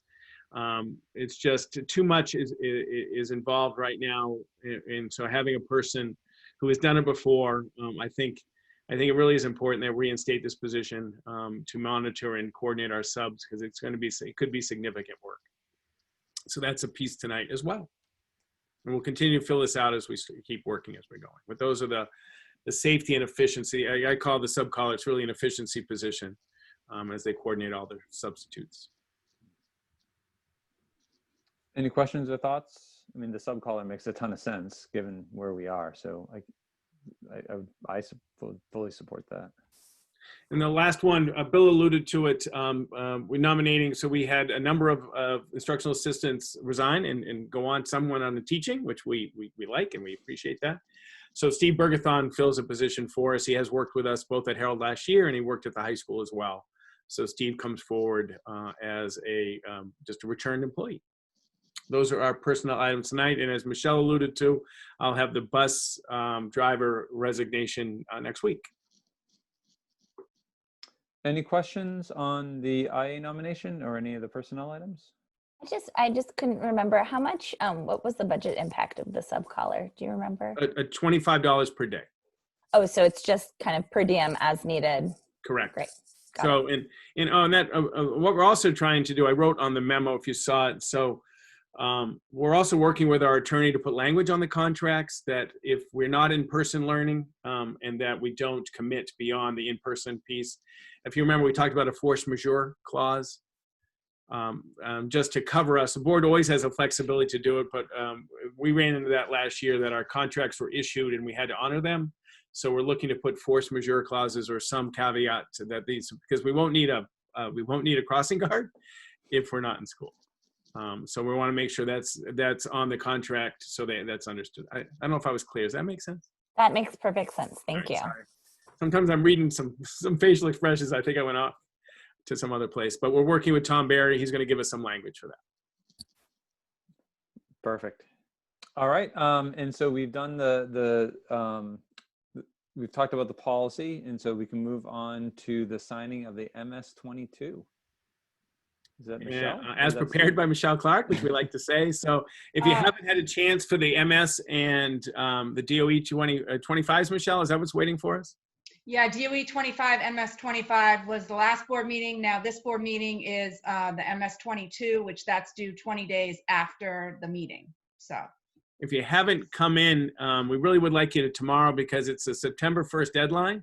And to be honest with you, having the last budget approved in the state, and we're going to make the deadline, which some districts won't, that's a feather in Michelle Clark's cap.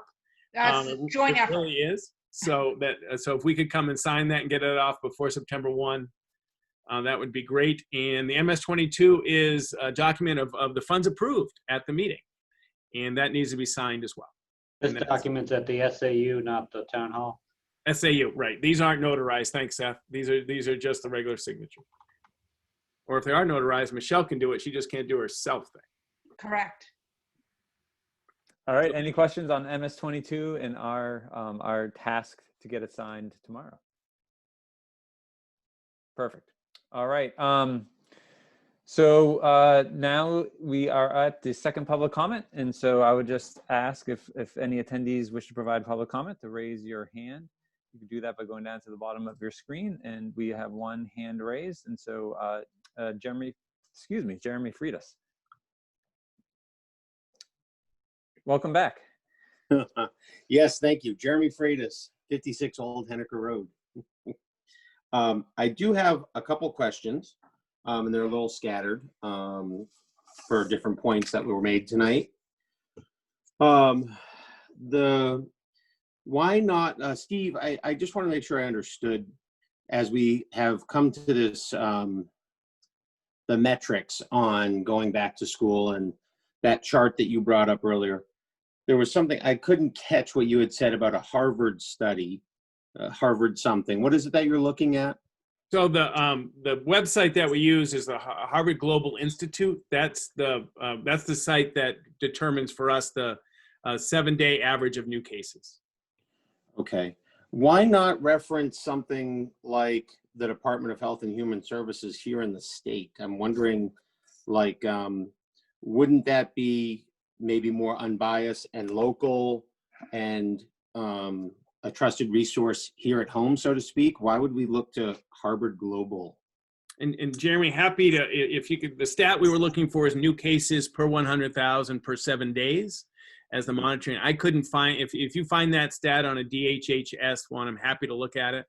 Okay. So it's that stat we were looking for, I found, and others have found in the Harvard Global. But if it's other places, I'm happy to include that as another resource. And I just, so I'm just looking for that stat. And I don't think, I mean that the Harvard Global Health is a well-respected organization, and they provide these types of statistics. You know, it's not a biased organization, and so it's you know, it is a respected sort of source for this type of data to be using. So we're not the only district and not the only entity that relies on them for some of their data.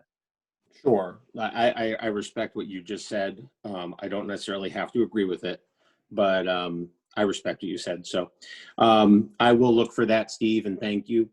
I do also, you know, we had great consideration tonight about sports, and we stopped short at the mask mandate. And again, I'm looking for consistency, and thank you, Jim. I actually agree with you that consistency is absolutely paramount. That we're consistent in what we would require on the field, what we require in the classroom. And it seems like, as one other community member said last week, we are going with a belt and suspenders, i.e. ultra conservative approach here with a 6-foot social distancing with mask, which is not the CDC guidelines, 3-foot mask. Okay. So we're ultra conservative in the classroom.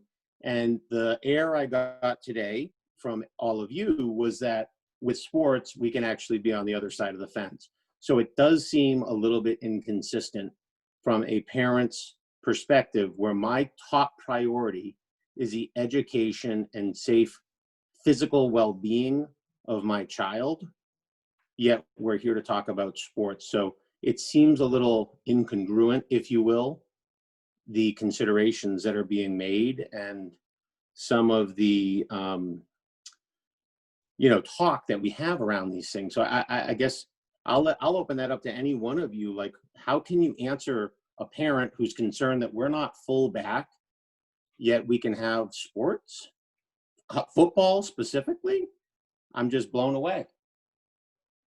Well, I think and I'll just speak for myself, because I think the language that we had a lot of discussion, and I think that the language that we came out with for the guidance is pretty consistent with our other language on mask wearing, which is, you know, we're going to work to require students wearing masks, and like in school, if there's a health reason or they can't do it, then there's accommodations to be made. And so I feel like it's consistent with the approach that we're taking on mask wearing inside, and that we're working to get our kids playing sports wearing masks. That's what I took as the language that we're going to vote on. That was what I think all the board members agreed to, that masks are, the coaches are going to be working with their students to be wearing masks while they're playing sports, especially the high and medium risk sports of football, soccer, and field hockey. But also when Mr. Nadeau asked for clarification on the mask wearing policy in the classroom, it was very clear that if a child refuses to wear the mask or maybe feels like, oh, I can't breathe right now, my daughter does have, well, it doesn't matter. But if they feel like they can't breathe, any number of things could be happening there. On the sports field, it seemed like, okay, you can take your mask off. In the classroom, it feels like that teacher is going to say corrective action. That doesn't, you know, I can't right now. And then that principal is going to come down, and then they go straight out to class. It did sound, honestly, Jim, a bit different. So I got to be quite frank that I'm not buying it. And I'm not buying the genuine, nature of you guys really having the interest of our children first and foremost. Okay, I've been quite involved here, And I got to say, we punt as far as making decisions in this board, in this group. And, you know, it's enough talk, enough bloviating on these matters. We need a group that will make decisions with our children's best interest. And I think the hierarchy here needs to be the education and physical well-being of our students during the day, Monday through Friday. 2 or 3 days doesn't cover that. So I just want to let you know my extreme displeasure. Well, thank you for your comments. We appreciate it. Next hand that's raised is Jennifer Blagriff.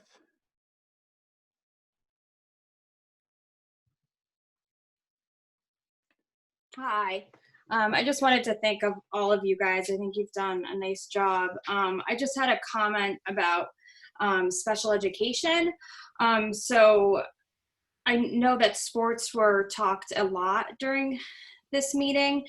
And there was also, I mean, I completely agree with the reasoning of bringing in those assistant coaches for sports and bringing in funding for those assistant coaches for sports. But I haven't heard any conversations yet in the past 3 board meetings about special education funding. There's a lot of students that did not get their special education needs met during the remote learning period. And now compensatory services need to be discussed by each team. And I understand that's completely individualized to the child. But I'm just concerned that I haven't heard conversations yet about where the funding is going to come from for these compensatory services, because the children also have to get their regular special ed needs met right at the start of the school year. So that is one concern I have. The other thing also related to special ed is that I really loved how Seth, talked about the superintendent search and all of that. So with regards to, asking for volunteers and special interest groups, and when you guys have those conversations, I want you to keep special education families in mind. And I don't believe there is any formal group in our town that is a group of special ed parents. So I don't think there's any formal special interest group of special education parents. So there will have to be a real effort, I feel, on the board to reach out to special education parents and really get their thoughts on what they would like the board to look for in a superintendent. And then also, that there's a wide range of children with special ed needs. So to make sure that you guys are, hitting all the different needs, there's kids with, social emotional needs, there's kids with learning disabilities, there's kids with more physical needs. So just really, I hope the board will keep special ed a real priority when they're looking for the superintendent. So those were my comments. And, I do agree with Jeremy that we really need to look at keeping education first. I think sports are wonderful, and it's great that I agree that sports should be brought back. I was a little bit concerned about the conversation about masks and, mask wearing and sports. If you go on the American Academy of Pediatric website, I quickly went on just their parent website, which is, I believe, healthychildren.org. And, just quickly looking at that advice to parents, kids should be wearing masks while playing sports. So I don't know. I didn't do, that was a quick search. But I want that to be really taken seriously, because my concern is if those kids are picking up things by playing sports and then they're bringing into the classroom. That's my concern. So those kids are going to school. But thank you. Thank you, Jennifer. Appreciate the comments. And I don't know, Steve, if you have anything on the funding piece, and I don't want to put you on the spot. I just didn't know if anything that Jennifer asked triggered any thoughts on your end. No, except the required executive order required compensatory ed discussions. Those are starting to take place, if we remember, in the next couple of weeks, and we'll have a better understanding of the needs that are required. So we will certainly meet the student needs. Thank you. All right, I don't see any other hands raised for, one just popped up. A couple popped up. All right, Beth Mayland. Yeah, Beth Malin, 55 Briar Hill Road. I just had a quick question just with regards to sports and masks. Is that, is the expectation that the teams that we're playing will also be wearing masks? Because if only half of us are masked and the other half aren't, you know, there's still a significant risk for transmission. So that would be, you know, one consideration we should think about is, are we gonna, you know, our expectations of the teams we're playing, are we gonna be asking them to mask when they play us too? Not to mention there may even just be an athletic, give them an athletic advantage if they're not wearing masks and our kids are. But really I'm more thinking about it just from a health perspective. And the other was, I think it might have been touched on, but I don't know that it, you know, if there was actually like anything that came of it, or if there was a decision made on it, was whether or not the kids will be able to get to away games using private transportation, either parents or they can drive themselves. And what will the, rather than, you know, being in an enclosed space on the bus. So those are my two questions. Thank you. I think to your second question, I think in the guidelines, parents can transport children to away games. And so I believe, and I'm looking at Steve, although he doesn't know I'm looking at him, I believe that's in the guidelines. And I think Dan talked about that last week when he kind of went through things. And then, you know, we did talk about, you know, will we require other teams who play us to be masked? And I know that the superintendents and the athletic directors are having conversations about all this. And so I think that's part of the conversation. And we'll continue those conversations. Football was the most central component of the conversations. And we are, as I said, the football committee is going to look at requiring it statewide. So I'll continue to encourage Jay to have that work. We're not sure, I haven't had the discussions about competitions with the soccer area yet. Yeah, because I mean, it just for soccer and or field hockey, it just seems kind of silly if we're the only ones wearing a mask. So that everyone should probably have the same guidelines. Thank you. Appreciate it. You're welcome. So the next hand is Terry Brio. Hi. I was just, I know that Jim, you and I, we had emailed a little bit back and forth about the masks for sports. I actually am not super in favor of that. I don't think it's healthy or, you know, appropriate for kids to be wearing masks while exerting themselves, as, you know, it's even difficult going upstairs with a mask on if you've done 2 flights. So I think it'd be interesting for people to go take a lap around the track with a mask on and see how that feels. I do think, I know one of the comments made last week by the school board was about consistency and policies about, well, we're making everyone wear masks at school, so we should make them wear masks at, you know, in sports too. But then if we're saying, well, they only have to for the medium and high risk sports, but not cross country or, you know, those type of things, we're not really following consistency there either.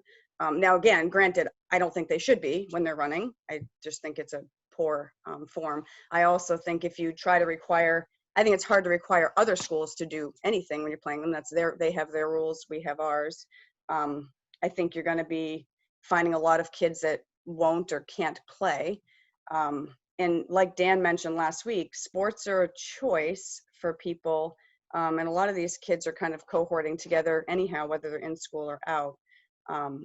So I don't know. I strongly feel as a physician that masks during exertional activity like that is just not a great thing. And there is some literature out there too about how wet masks are very detrimental to breathing and ability to breathe, and people will be sweating wearing a mask, especially while running. You're going to sweat more. It's just something to think about. That's all. Great. Thank you. Appreciate the comments. Next hand is Elric, and I'm Hi, it's Kelly Elric. Kelly. Hi. I was trying to understand a little bit about the remote at the high school. If you choose remote, are you in like a team A versus team B, and so you're only attending remotely on those team days, or are you attending remotely every day? But I thought I heard Chris say that's still something that they're working through, but I don't know, Steve, if you have any additional light you want to shine on this. Yeah, I think the best is have Chris or Rebecca address that. I would hate to send us down a path.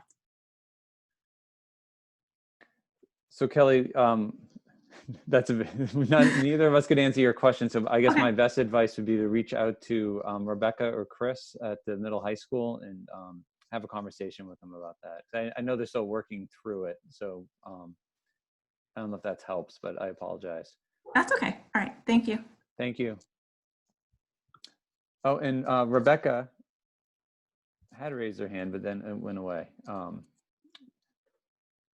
All right, and so I see no other hands except for Rebecca's that just went away again. So I don't know if Rebecca Gagnon wants to come on and maybe speak to that.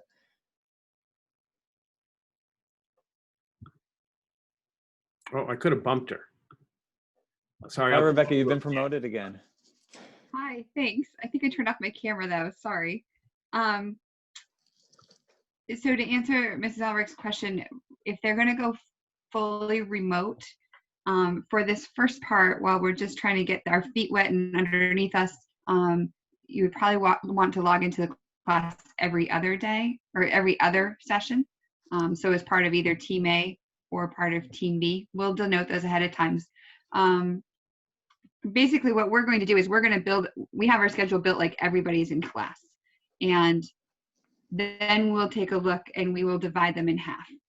And that for us is going to ensure that everybody has a space in a class if they want to choose to come in. So if somebody says, I want to start out remote, but then later says, you know, I'd rather be hybrid, we know we have a space in the class for them. Likewise, if you end up in the hybrid and you say, right now I'm not comfortable, I'd like to go remote for a while, you can come out and know that your space is there.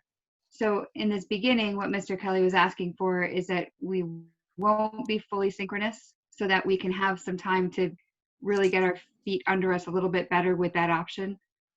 So if you were assigned to Team A and that meant you came in, you know, the first day 1 and day 2, then you could log on remotely from Team A and go to those classes. The Team B days, I suppose if you log in, it's going to be a repeat. So if you needed a refresher or hear more, maybe we got to talk about that a little bit further, but that's what's going to happen at first. When we go to a more synchronous option, then you would log in every single day. I hope that helped. Thank you. Oh, that was helpful. I appreciate it. And thanks for raising your hand and sticking it out. I appreciate it. Thank you. And Jennifer Blagriff raised your hand again.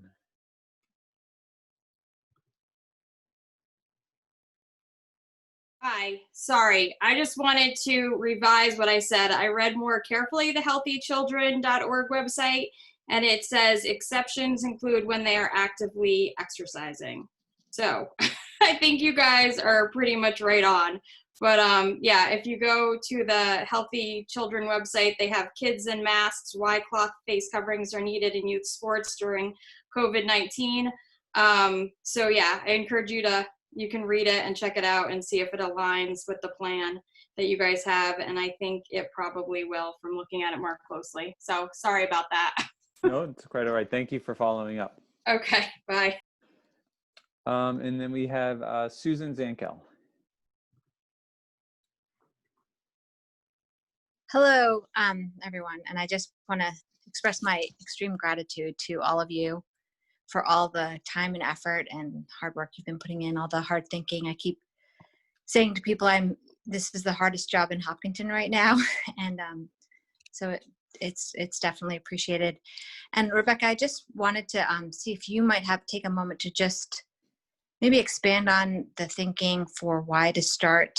At the last board meeting, the idea, I like the idea of the hybrid, giving the high school students the opportunity to have that many more hours of instruction and kind of more, continuous learning, where I guess how I understood it would ultimately work out is that they would go in, in their groups, the day 1 or 8 group, and then be remote for the next class, but that the classes would continue to build and the teachers wouldn't be repeating classes. And so I guess I just wanted to understand a little bit more if that's gonna start out just being 1 day a week instead of the 2, why, and how long you think it would take before they would be able to get to the point where they would be able to have, that higher level or more hours of instruction that was discussed at the last meeting. So Susan, just so Rebecca's hand's up, so she's listening. So hold on 1 second. Steve. Thank you. Yeah, thank you. Welcome back, Rebecca. Thank you. Thanks. I think Mr. Kelly's here too. If you, oh, I'm not sure. Yeah, there we go. He and I are texting on the side, so. Perfect. Well, you're both over now, so I don't know how you want to answer the question. Sure. Mr. Kelly, you want to start? You want me to? Yeah, so can you hear me? I want to make sure Yes. So we had looked at, if you remember from that board meeting, we did talk about the amount of instructional time. I think it was Rob that asked that question back in that meeting, and looking at that skinny remote day, that's a lot of shifting and from one class to the next online, because that would have been a full remote day. And if you remember from that presentation, one of the other considerations that we had was that in the event that we have to move to full remote, we wanted to try to have a schedule that would allow us to do that as seamlessly as possible. And the schedule that we talked about tonight will help to do that in the event that we have to go full remote, where we're already on a day 1, day 2 schedule. We have the day 1, day 2 schedule already built in Aspen. And we also know time is of the essence, and the students are wanting to get their schedules. The parents are wanting to get their schedules. And this will allow us to move quickly on that and have that out by Monday or Tuesday, or the schedule wrapped up by Monday or Tuesday, as we continue to refine just our classes and where they fall within the master schedule. So we understand that by going that may take away some of the instructional time. But we're really just trying to get something going here for ourselves. In regards to the synchronous learning piece, we tested that model out. We knew that from our experiment on Monday of having some teachers at home, having some teachers in person, we realized that we weren't ready to move on that model yet. There's still some things that we have to do and work on and work through on the tech side of things. We've already discussed some of our concerns with Matt Stone, our tech director. Rebecca and I met with him on, what's today? I think we met with him Monday afternoon, as soon as we could. If you heard Rebecca talk about, he's already been ordering some additional microphones and cameras that we can continue to try. So we'll get into school, we'll get to know our students, and then continue to work on how do we move towards that synchronous model. But we just realized we weren't ready to move on that yet. Kelly, if I can add, we do have students who are going to be remote students. So they will be, my dog chose right now to scratch. Sorry if you can hear that.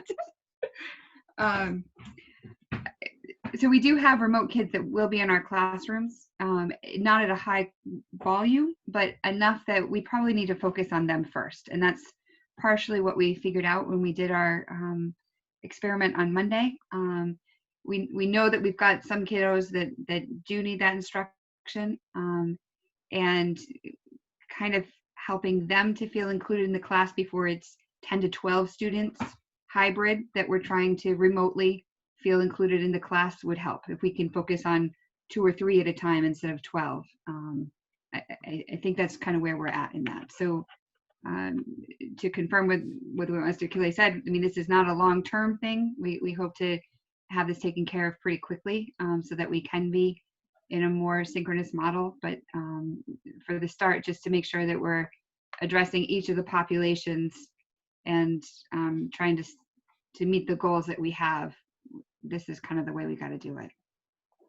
So it sounds like you are building it. I guess I'm not sure if I understand the day 1, day 2 schedule, that you're building it so that it can be synchronous from the start.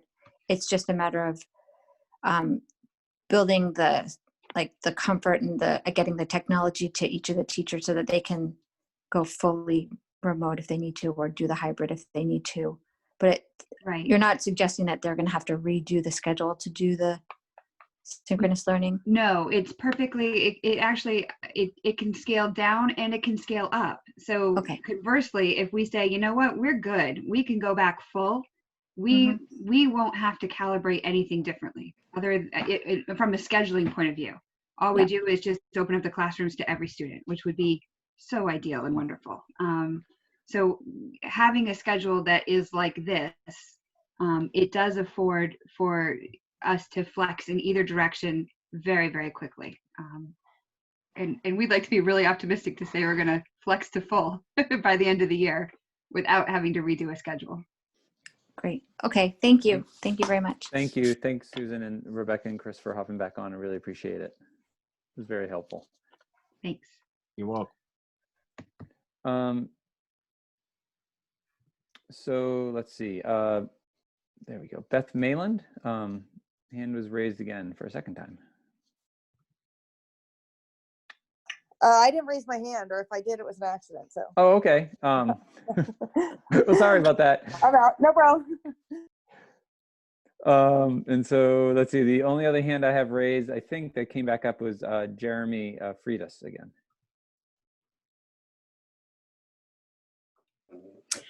Hi, this is actually Carrie Freitas, Jeremy's wife.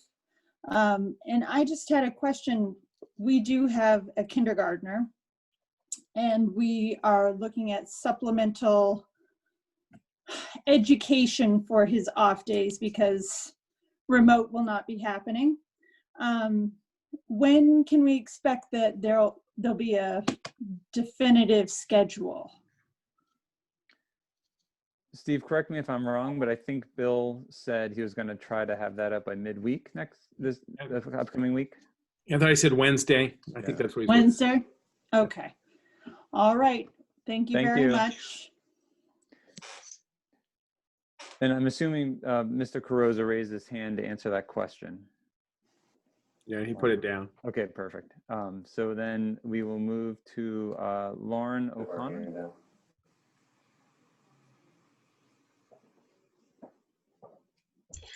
Hi, sorry, can you hear me? We can.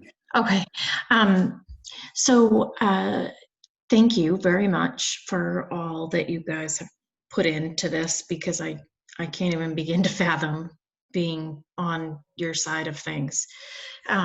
Quite frankly, I really appreciate it. My reservation really in genuine concern is being an essential employee, and as well as my husband, like we don't get to not work full time, and my only was going to be college kid option to help out backed out on me tonight. So now I've got 2 weeks, not 2 weeks. I've got a week and a half, because I'm not going to know my hybrids kids schedule until the middle of the week next week. And so I'm just, if you could see why that might be stressful. So I guess I'm just curious, is there more information at any point in these very brief 2 weeks that are upon us that childcare information on the off days might be, put out there? We are meeting with our two vendors, our Tween School and Home and Boys and Girls Club, early next week to see if we can put something together. So I think it's Monday, actually, Lauren. So we are pursuing that. We did get some data from the survey, and we are pursuing meetings to begin that planning on Monday. I appreciate that. And of course, if I was very much willing to pay a fair price, a fairly high price, honestly, to get someone to come to my home. So if any of you know of anyone, feel free to let me know. I'd be more than interested. Thank you, Lauren. And to your early point, I mean, I can understand and how hard this is, and anxiety producing and all that. So we are working as hard as we can to get you the answers that you need in order to plan. So I apologize, and hopefully we can work quickly enough to help meet your needs. So I appreciate it. I appreciate you. Thanks. Have a good night. You too. All right, I don't see any other hands raised, and so I'm going to close the public comments, and we'll move on to action items. And so bear with me. I think I'm going to do a lot of reading again tonight. I might apologize. So is there a motion for the Hopkinton School Board to accept the superintendent's recommendation to approve interscholastic sports as presented pending continual review? I'll make that motion. Second. So it's been made and seconded, and so we understand Andrea was kind enough to change some of that guidance that we all looked at. So that would be the guidelines that we're putting forward this evening. Any further discussion? All right. So Norm. Norm Gupel is a yes. Andrea. Andrea Folsom, yes. Seth. Seth A. Frame, yes. Rob. Rob Nato, yes. And Jim O'Brien is a yes. We've already done action item 14 on the memorandum of agreement. And so we'll move on to the next item. So is there a motion for the Hopkinton School Board to approve Hazard and Young as a recommended firm to complete the superintendent search? That moved. Second. Is there any discussion? Thank you, Seth and Rob. With this motion, I would think, Seth, you had mentioned it, but with this motion to move forward with them, this would give you the steps necessary to finish the contracting with them as per their proposal. Any further discussion? All right, seeing none. Seth? Seth A. Frame, yes. Rob? Rob Nato, yes. Norm? Norm Gupel, yes. Andrea? Andrea Folsom, yes. And Jim O'Brien is a yes. Item 16.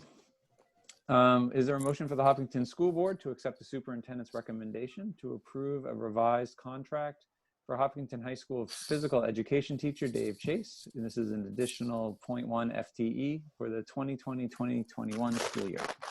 So moved. Second. Any discussion? Seeing none. Andrea? Andrea Folsom, yes. Rob?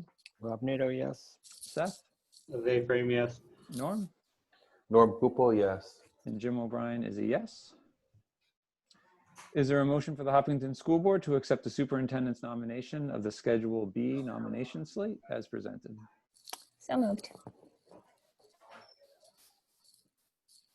I'll second. There we go. I was waiting. I thought we were doing the same. Any discussion? We'll break it up. All right, hearing none. Rob? Rob Nato, yes. Andrea? Andrea Folsom, yes. Seth? Seth A. Frame, yes. And Norm? Norm Gupel, yes. And Jim O'Brien is a yes. Is there a motion for the Hopkinton School Board to approve the superintendent's nomination of Steve Bergethon, instructional assistant, Harold Martin School? Moved. Second. Any discussion? Yes. I just want to say he's a fantastic neighbor. Oh. Great guy. I'm very happy he's back in our district. So welcome back. Perfect. Norm? Proudly, yes. Norm Gupel's a yes. Seth? Seth A. Frame, yes. Andrea? Andrea Folsom, yes. And Rob? Rob Nato, yes. Jim O'Brien is a yes. Is there a motion for the Hopkinton School Board to accept the superintendent's recommendation to waive the 3 reading requirement and approve policy EBCF, pandemic emergency, as presented? So moved. Second. Any discussion? All right, Seth? Seth A. Frame, yes. Rob? Rob Nato, yes. Andrea? Andrea Folsom, yes. Norm? Norm Gupel, yes. Jim O'Brien is yes. And is there a motion for the Hopkinton School Board to accept the superintendent's recommendation to sign the MS-22 as prepared by Michelle Clark, Business Administrator? So moved. And thank you, Michelle. Second, and a double thank you, Michelle. You missed all of our thank yous last week. We publicly thanked you then as well. Is Well, there thank you. any other discussion? Other Sounds than quite- we'll be there Sounds tomorrow quite to sign. clandestine. Clandestine, doesn't it? The MS-22 sounds like a Secret Service plan. No discussion. Sorry. Don't start any rumors, Rob. No. All right. No further discussion. We'll start with Rob. Rob Nato, yes. Andrea. All right, Andrea Folsom, yes. Seth. Seth A-Frame, yes. Norm. Norm Gupel, yes. And Jim O'Brien is yes. So that is it for our action items this evening. There is no need for a non-public session this evening, and so if there's no disagreement, we can move to adjourn. I see no disagreement. Motion to adjourn. All right. Well, thank you all very much. Have a wonderful weekend, and we'll catch up, I'm sure, next week.